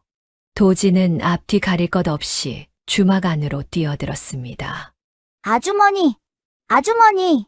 도진아, 안 돼. 오면 안 돼. 어서 도망쳐. 해주댁이 비명처럼 외쳤습니다. 그러나 이미 늦었지요. 임석이의 눈이 도진을 발견한 것입니다. 저놈이다. 잡아라. 하인들이 우르르 도진에게 달려들었습니다. 도진은 몸을 돌려 달아나려 했지만 사방에서 에워싸 빠져나갈 틈이 없었지요. 하인 하나가 도진의 멱살을 거머쥐었습니다. 그 순간이었습니다. 해주댁이 몸을 날려 도진과 하인 사이를 가로막았습니다. 그러고는 도진을 제 등 뒤로 감싸 안고 두 팔을 활짝 벌려 막았었지요. 이 아이한테 손대지 마라. 손대면 내가 가만 안 둔다. 비켜라. 이 여편네야. 다칠라. 못 비켜. 이 아이는 내 자식이다. 내 자식한테 손대려거든. 나부터 죽이고 가라. 해주댁의 절규가 주막을 쩌렁쩌렁 울렸습니다. 그 서슬의 하인들도 잠시 주춤했지요. 도진은 해주댁의 등 뒤에서 그 외침을 들었습니다. 내 자식이다. 그 한마디가 도진의 가슴에 불덩이처럼 박혔지요. 5해 전 해주댁은 제 자식이 죽어가는 걸 두 손 놓고 지켜봐야 했습니다. 그 무력함이 평생의 한이었지요. 그런데 또 한 아이가 눈앞에서 끌려가려 하고 있었습니다. 이번에는 결코 물러설 수 없었습니다. 해주댁은 제 목숨이 위태로운 줄도 모르고 온몸으로 도진을 지켰습니다. 임석이는 그 광경에 인상을 찌푸렸습니다. 일이 시끄러워지는 게 달갑지 않았지요. 장날이라 구경꾼이 점점 몰려들고 있었으니까요. 마을 사람들이 웅성거리며 주막 앞에 모여들었습니다. 아니, 저게 무슨 짓이야. 해주댁한테 왜 저런데. 표참판 댁 사람들이라잖아. 그 댁 도진이를 잡아간다나 봐. 세상에 그 착한 아이를 왜? 저런 행패가 어딨어. 구경꾼들의 인심이 술렁였습니다. 그동안 도진의 됨됨이를 보아 온 마을 사람들이었지요. 임석이는 인심이 험악해지는 걸 보고 마음이 급해졌습니다. 이러다 일을 그르칠 수도 있었으니까요. 임석이는 모진 결단을 내렸습니다. 에이, 시끄럽다.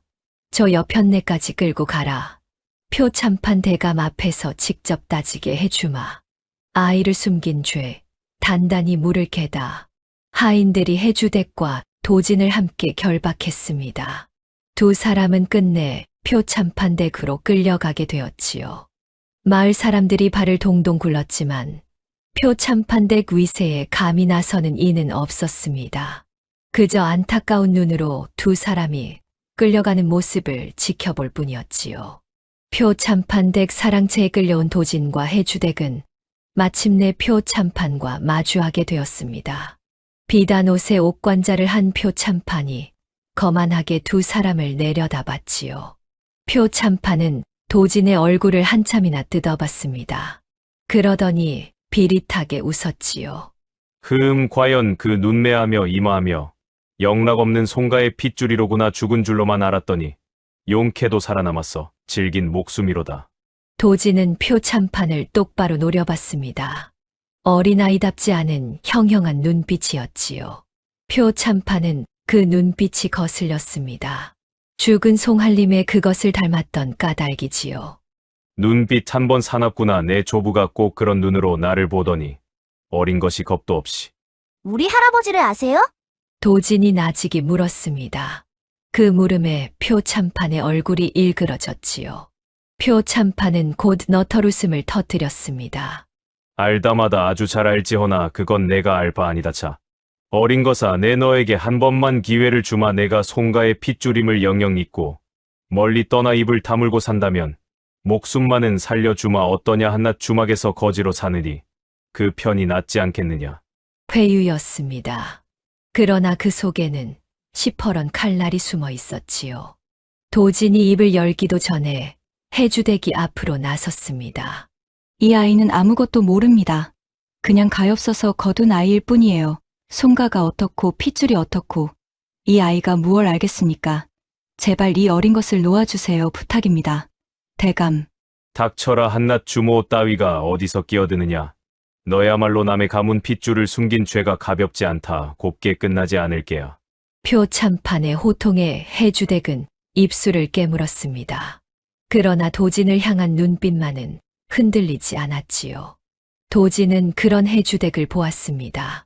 제 한 몸 떨면서도 끝까지 자기를 감싸는 그 마음을. 도진은 천천히 고개를 들어 표참판을 보았습니다. 그러고는 또렷이 말했지요. 저는 안 떠나요. 아주머니 곁에 있을 거예요.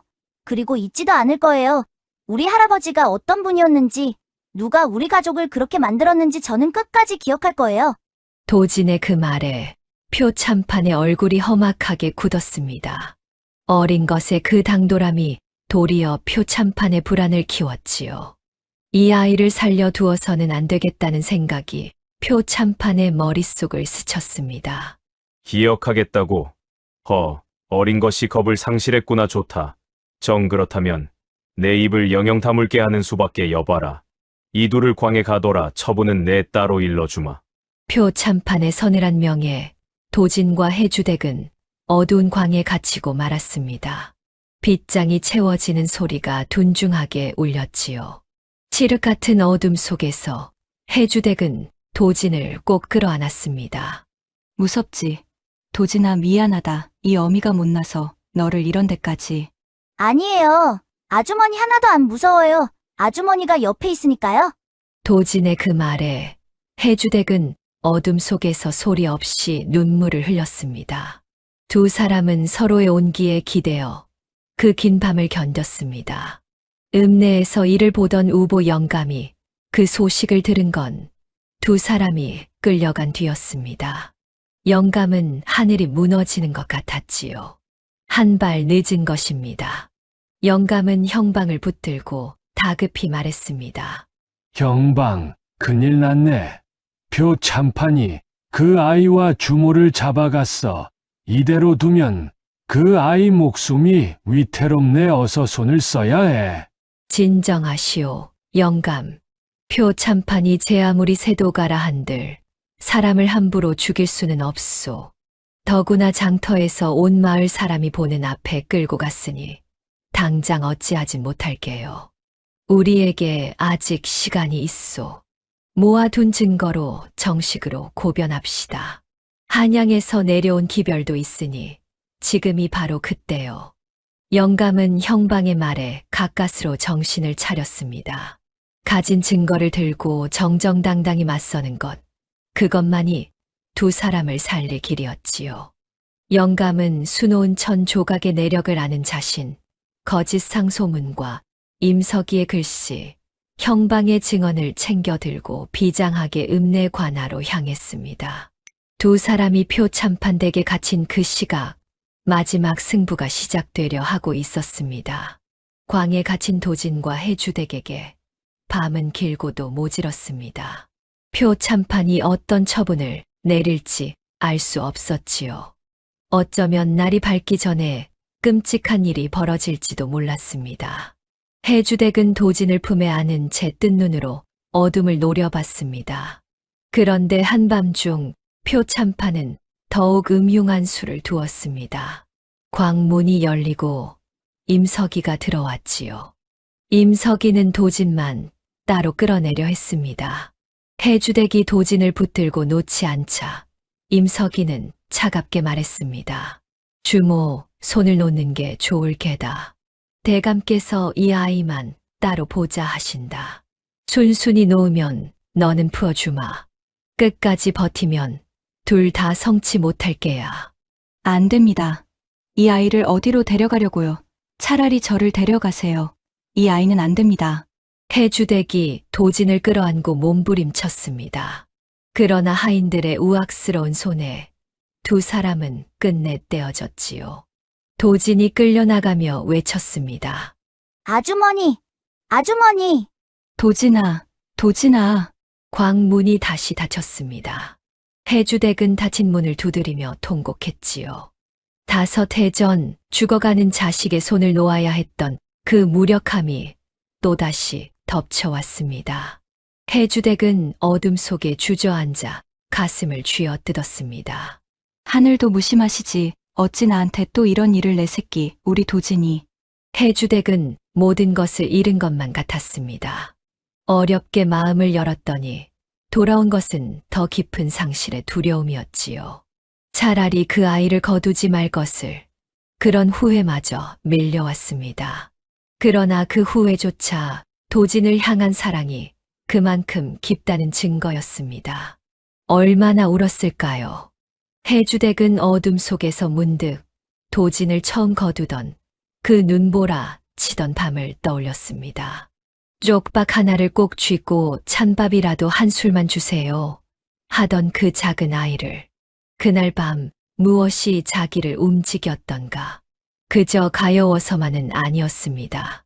그 아이의 맑은 눈 속에서 자기는 죽은 아들을 보았던 것이지요. 아니, 어쩌면 죽어가던 제 마음을 보았던 것인지도 모릅니다. 그러자 우보 영감이 언젠가 들려준 말이 어둠 속에 또렷이 떠올랐습니다. 한술밥에도 사람 하나 살리는 정이 깃드는 법이니라. 그렇습니다. 그날 건넨 식은 밥 한 술이 곤줄인 아이 하나를 살렸습니다. 그런데 살아난 것은 도진만이 아니었지요. 5해를 죽은 듯 살던 자기 또한 그 한 술밥으로 되살아났던 것입니다. 부엌에 불을 지피고 좋아하는 반찬을 아껴두었다 내밀던 그 아이가 메말랐던 제 마음에 다시 정을 채워주었으니까요. 그러니 이 아이를 잃을 수는 없었습니다. 해주댁은 눈물을 닦고 천천히 몸을 일으켰습니다. 어떻게든 살아서 도진을 다시 만나 끝까지 그 곁을 지켜야 했지요. 그래 한술밥으로 살린 자식인데 내가 어찌 이리 주저앉아만 있누. 살아야지. 살아서 우리 도진이 내 손으로 지켜야지. 해주댁은 닫힌 광문 너머로 귀를 기울였습니다. 무슨 수를 써서라도 빠져나갈 방도를 찾으려는 것이었지요. 절망의 바닥에서 해주댁은 다시 일어섰습니다. 한편 도진은 표참판 앞에 다시 끌려갔습니다. 표참판은 호롱불 아래에서 도진을 차갑게 내려다봤지요. 마지막으로 묻는다. 내 몸에 지닌 것이 있으렸다. 송가의 핏줄임을 증명할 무언가가 그것을 순순히 내놓아라. 그러면 고이 보내 주마. 어차피 그것만 없애면 너는 한낱거지 아이일 뿐이니. 표참판이 노리는 것은 도진의 천 조각이었습니다. 그것만 없애면 도진이 송가의 핏줄임을 증명할 길이 사라진다. 여긴 것이지요. 도진은 본능적으로 품을 감쌌습니다. 어머니의 마지막 당부가 떠올랐던 것입니다. 누구에게도 보이지 말라던, 때가 되면 너를 지켜줄 거라던 그 말이. 없어요. 그런 거 없어요. 끝까지 거짓을 고하는구나. 좋다. 뒤져서라도 찾아내마 여봐라. 이놈의 몸을 샅샅이 뒤져라. 하인들이 달려들어 도진의 몸을 뒤지려 했습니다. 절체절명의 순간이었지요. 도진은 죽을 힘을 다해 발버둥 쳤지만 어른들의 소나귀를 당해 낼 수는 없었습니다. 도진의 품에서 천 조각이 막 끌려 나오려는 찰나였습니다. 바로 그때 바깥이 소란스러워졌습니다. 실은 그 시각 우보 영감과 형방은 관하로 한다름에 달려가 있었습니다.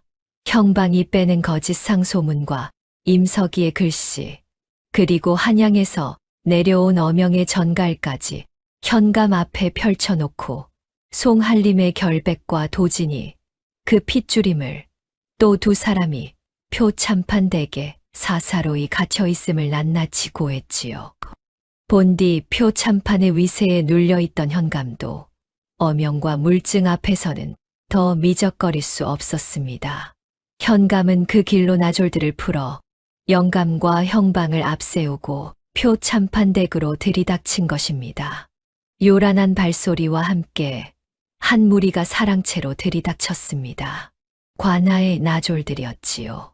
그 선두에는 고을 현감이 직접 서 있었고 곁에는 우보 영감과 늙은 형방의 모습도 보였습니다. 표참판은 들으시오. 송한림댁 옥사를 다시 살피라는 어명이 내렸소.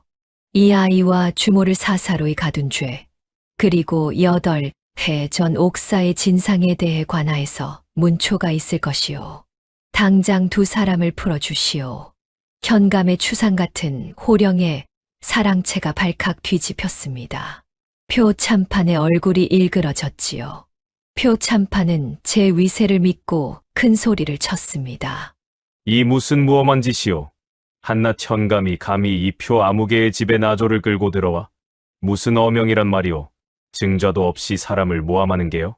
증자라면 여기 있소이다. 우보 영감이 앞으로 나섰습니다. 영감은 품에서 거짓 상소문 사본과 임석이의 글씨를 꺼내 들었지요.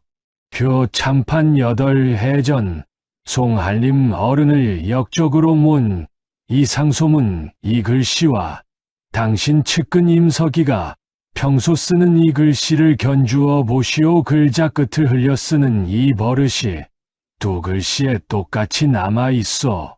이 거짓 상소를 지은 자가 바로 임석이요 곧 당신이 송한림 어른을 모함했다는 산 증거란 말이오. 표참판의 낯빛이 처음으로 흔들렸습니다. 곁에 선 임석이의 얼굴은 사색이 되었지요. 그러나 표참판은 호락호락 무너질 자가 아니었습니다. 표참판은 곧 정신을 가다듬고 발뺌했습니다. 그깟 글씨 따위가 무슨 증자가 된단 말이오. 세상에 글씨 비슷한 자가 어디 한둘이오. 억지도 작작 부리시오. 그리고 저 아이가 송가의 핏줄이라는 증거는 또 어디 있소. 한낱 거지 아이를 두고 송가 핏줄 운운하다니 가소롭구려. 표참판은 끝까지 버텼습니다. 글씨체만으로는 확실한 쐐기를 받기 어려웠던 것도 사실이었지요. 좌중에 무거운 긴장이 흘렀습니다. 현감도 선뜻 표참판을 잡아들이지 못하고 망설였지요. 상대는 그 위세가 하늘을 찌르는 세도가였으니까요. 자칫 증거가 부실하면 도리어 무고로 몰릴 판이었습니다. 바로 그 절박한 순간 도진이 앞으로 나섰습니다.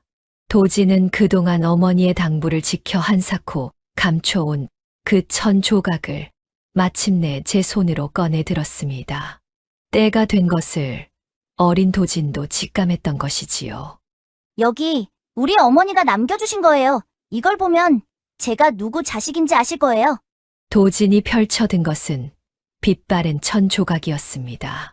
거기엔 한 가문의 문양이 정교하게 수놓아져 있었고 그 곁에 글자 하나가 단정히 박혀 있었지요. 우보 영감이 그것을 보고 떨리는 목소리로 외쳤습니다. 바로 그것이오. 그 문양은 송한림 대개 가문 문양이고 그 곁의 글자는 송한림 며느리 곧 이 아이 어머니의 함자에서 따온 것이오. 이건 갓난 도련님의 베네쩌고리의 마님이 손수 수놓으신 것이외다. 이 1000조각이야말로 이 아이가 송가의 적손임을 증명하는 움직일 수 없는 증표요. 현감이 그 1000조각을 받아 살폈습니다.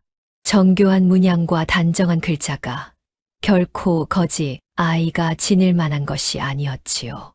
좌중이 술렁였습니다. 표참판의 얼굴이 점점 굳어갔지요. 그러나 표참판은 여전히 발악했습니다. 그깟 1000조가리가 무슨 증거란 말이냐. 어디서 주워온 것을 가지고. 그 순간 도진의 머릿속에 우보 영감이 언젠가 들려준 말이 스쳤습니다. 한술밥에도 사람 하나 살리는 정이 깃드는 법이니라. 그 한술밥에서 시작된 인연이 지금 이 자리에 자기를 살리러 와 있었습니다. 해주댁의 정성, 우보 영감의 일이, 형방의 용기가. 도진은 더 이상 혼자가 아니었습니다. 도진은 두려움을 떨치고 또렷한 목소리로 말했습니다. 1000조가리가 아니에요. 이건 우리 어머니예요.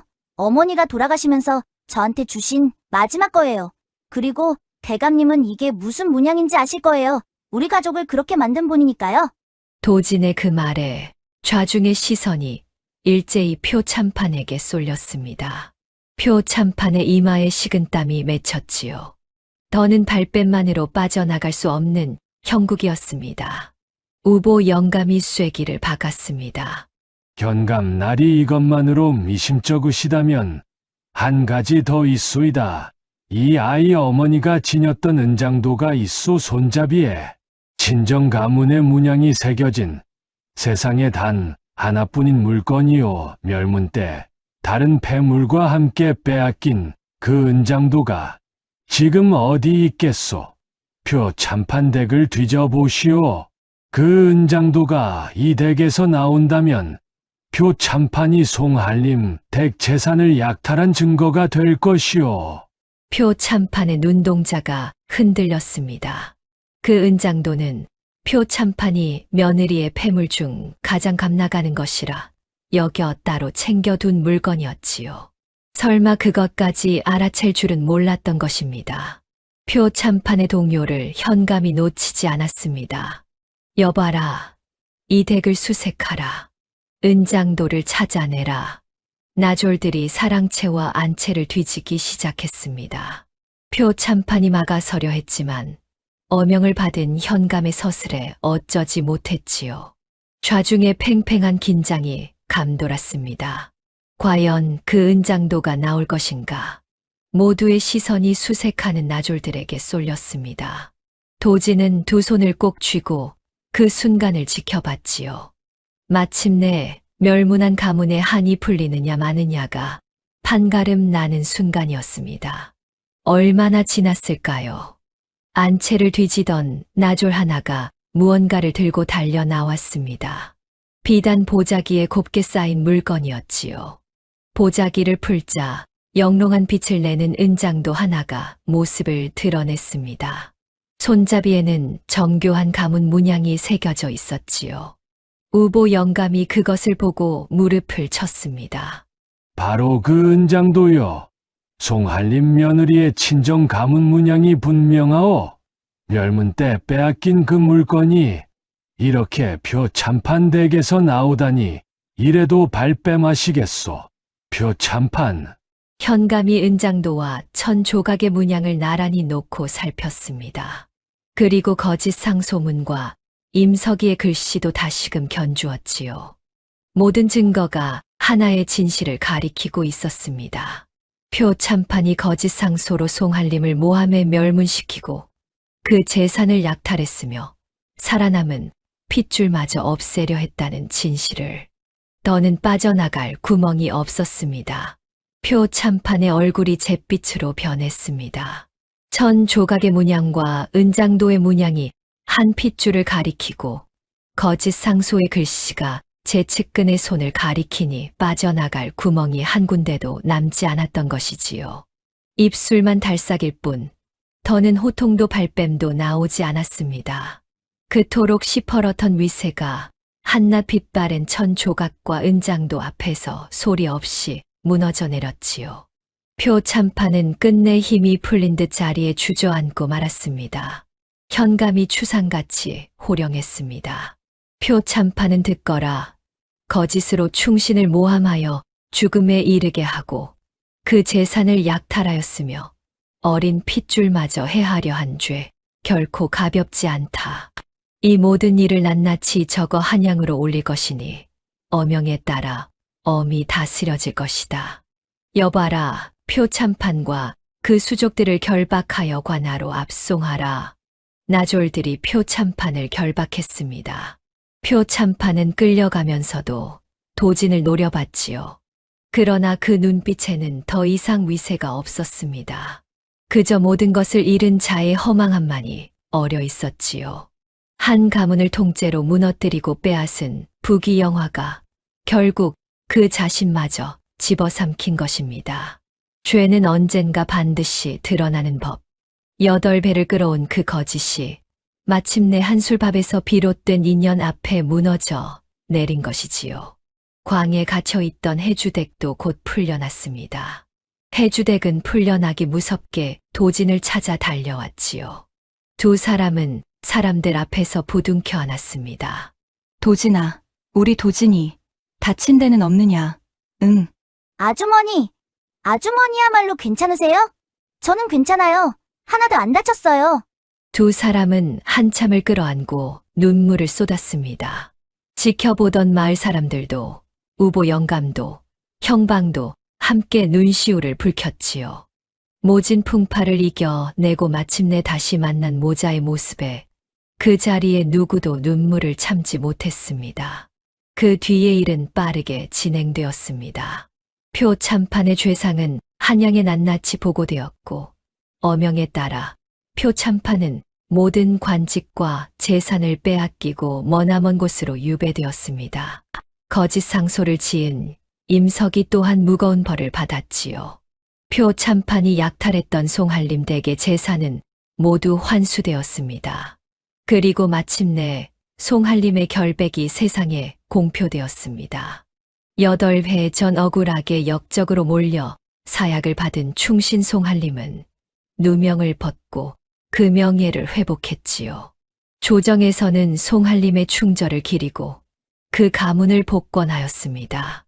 그리고 살아남은 마지막 핏줄인 도진에게 가문을 다시 일으킬 자격을 내렸습니다.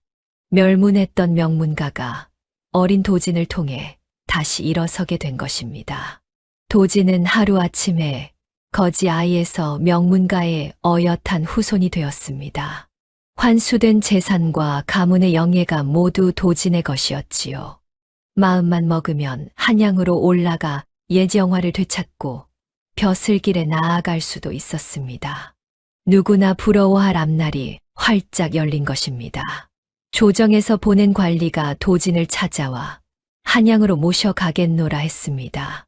마을 사람들도 도진의 앞날을 축하했지요. 그러나 정작 도진은 선뜻 기뻐하지 못했습니다. 그 눈길은 자꾸만 해주댁에게로 향했지요. 해주댁은 애써 웃고 있었습니다. 그러나 그 웃음 뒤에는 또다시 자식을 떠나보내야 하는 어미의 서운함이 비쳤지요. 보내야 한다는 걸 알면서도 차마 입이 떨어지지 않았던 것입니다. 잘됐다. 도진아 정말 잘됐어. 한양 가면 좋은 분들 밑에서 훌륭하게 자랄 게다. 이 아주머니는 그저 내가 잘되기만을 빌마. 해주댁의 목소리가 떨렸습니다. 도진은 그런 해주댁을 가만히 바라봤지요. 그러고는 조정에서 온 관리를 향해 또박또박 입을 열었습니다. 저는 한양에 가지 않겠습니다. 좌중이 술렁였습니다. 관리가 당황하여 물었지요. 그게 무슨 말이냐? 가문을 일으킬 절호의 기회이거늘 부귀영화가 내 앞에 있는데 어찌 마다한단 말이냐? 가문을 일으키는 건 꼭 한양에 가야만 할 수 있는 일이 아니라고 생각해요.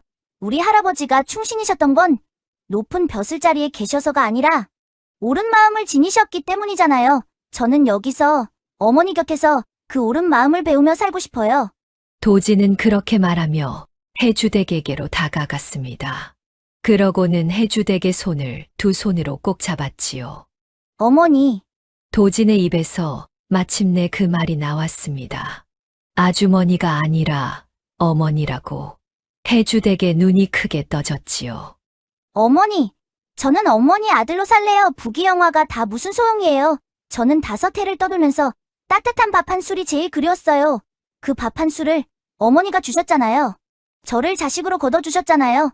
저한테는 그게 세상 무엇보다 귀해요. 그러니까 저 어머니 곁에서 살게 해주세요, 네? 해주댁은 그만 울음을 터뜨리고 말았습니다. 도진을 와라 끌어안았지요. 5해 전 잃은 자식을 이제야 온전히 되찾은 것만 같았습니다. 아니, 이번에는 핏줄이 아니어도 그 무엇으로도 떼어놓을 수 없는 진짜 모자가 된 것이지요. 그래. 그래 우리 아들 우리 강아지 어미 곁에 있자. 어디에도 보내지 않으마. 이제 다시는. 두 사람은 한참을 끌어안고 울었습니다. 지켜보던 우보 영감이 흐뭇하게 미소 지었지요. 영감은 눈가에 물기를 훔치며 나직이 중얼거렸습니다. 핏줄보다 진한 게 정이라더니 저 둘을 두고 하는 말이로구나. 송한림 어른도 저 세상에서 흐뭇해 하실게야. 도진은 조정의 뜻을 정중히 사양하고 가문의 재산 일부만을 받았습니다. 그 재산으로 도진은 가장 먼저 표 참판에게 핍박받던 마을의 가난한 이들을 도왔지요. 굶주린 이에게 곡식을 나누고 병든 이에게 약을 베풀었습니다. 한 술밥의 은혜를 아는 아이가 이제 그 은혜를 세상에 돌려주기 시작한 것입니다. 세월이 흘러 다시 봄이 왔습니다. 도진을 처음 거두던 그 겨울밤의 매서운 눈보라는 이제 흔적도 없었지요. 주막 마당에는 따스한 봄볕이 가득 내렸습니다. 마당 한편에는 진달래가 흐드러지게 피었지요. 표참판에게 부서졌던 주막은 마을 사람들이 십시일반 힘을 모아 더 번듯하게 고쳐주었습니다. 도진의 됨됨이에 감복한 사람들의 마음이었지요. 그날 주막 마당에서는 해주댁과 도진이 함께 봄볕을 쬐고 있었습니다. 도진은 어느새 키가 한 뼘은 더 자랐지요. 얼굴에는 떠돌이 시절의 그늘이 말끔히 가시고 또래다운 밝은 웃음이 가득했습니다.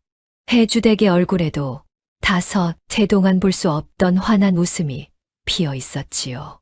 도진아, 이리 와서 이것 좀 먹어보렴. 내가 좋아하는 계란부침이다. 우와, 정말요? 그럼 저 맨 나중에 아껴 먹을래요. 이 녀석은 그 버릇 여전하구나. 어서 먹기나 해. 제일 좋아하는 건 아껴 먹어야 제맛이거든요. 아, 그리고 어머니, 이 계란부침반은 어머니 거예요. 제일 좋아하는 건 제일 고마운 사람한테 주는 거니까요. 도진의 그 말에 해주댁은 빙그레 웃었습니다. 처음 그 말을 들었을 때는 가슴이 미어졌었는데 이제는 그저 따뜻하기만 했지요. 두 사람은 마주보며 웃었습니다. 봄볕 아래 그 웃음이 어찌나 환하던지요. 마침 약초 망태기를 맨 우보 영감이 주막에 들렀습니다. 영감은 마당에 두 사람을 보고 껄껄 웃었지요. 허허, 이 댁은 늘 봄날이로구나. 보기 좋다. 보기 좋아. 영감님, 오셨어요? 마침 점심 드실 때 됐는데 한술 뜨고 가세요. 도진이가 좋아하는 계란부침도 있고요. 그거 좋지 않대, 주모.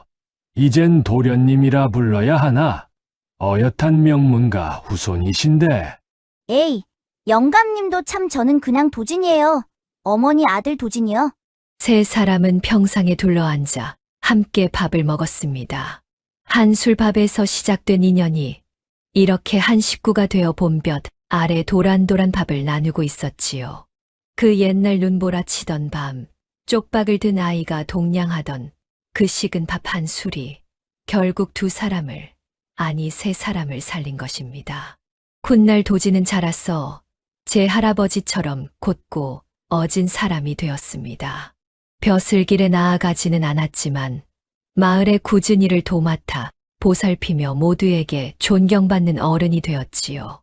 그를 모르는 이에게는 그를 가르치고 어려운 이에게는 곳간을 열었습니다.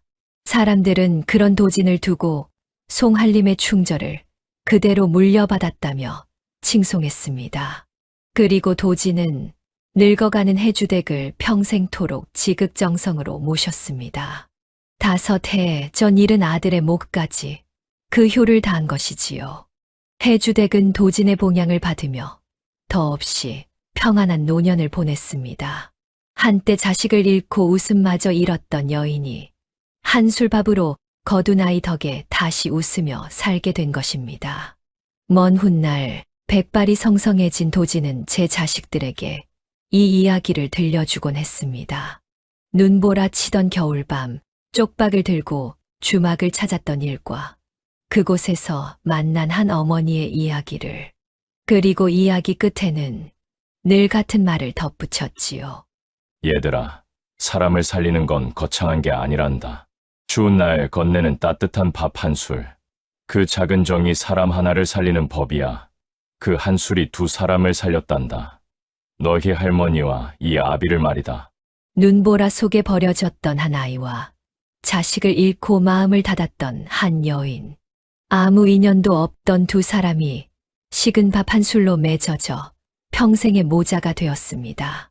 핏줄보다 진한 정으로 서로의 빈자리를 채우며 잃어버렸던 웃음을 되찾은 것이지요. 한술밥에도 사람 하나 살리는 정이 깃든다 했습니다. 그 한술의 정이 외로운 두 사람을 살리고 끝내 모진 세상의 거짓마저 이겨냈습니다. 추운 겨울을 견딘 자리에 따뜻한 봄이 찾아온 것처럼 말이지요. 오늘의 이야기는 여기까지예요. 안녕. 맞다. 구독, 좋아요, 댓글 말해야 하는데.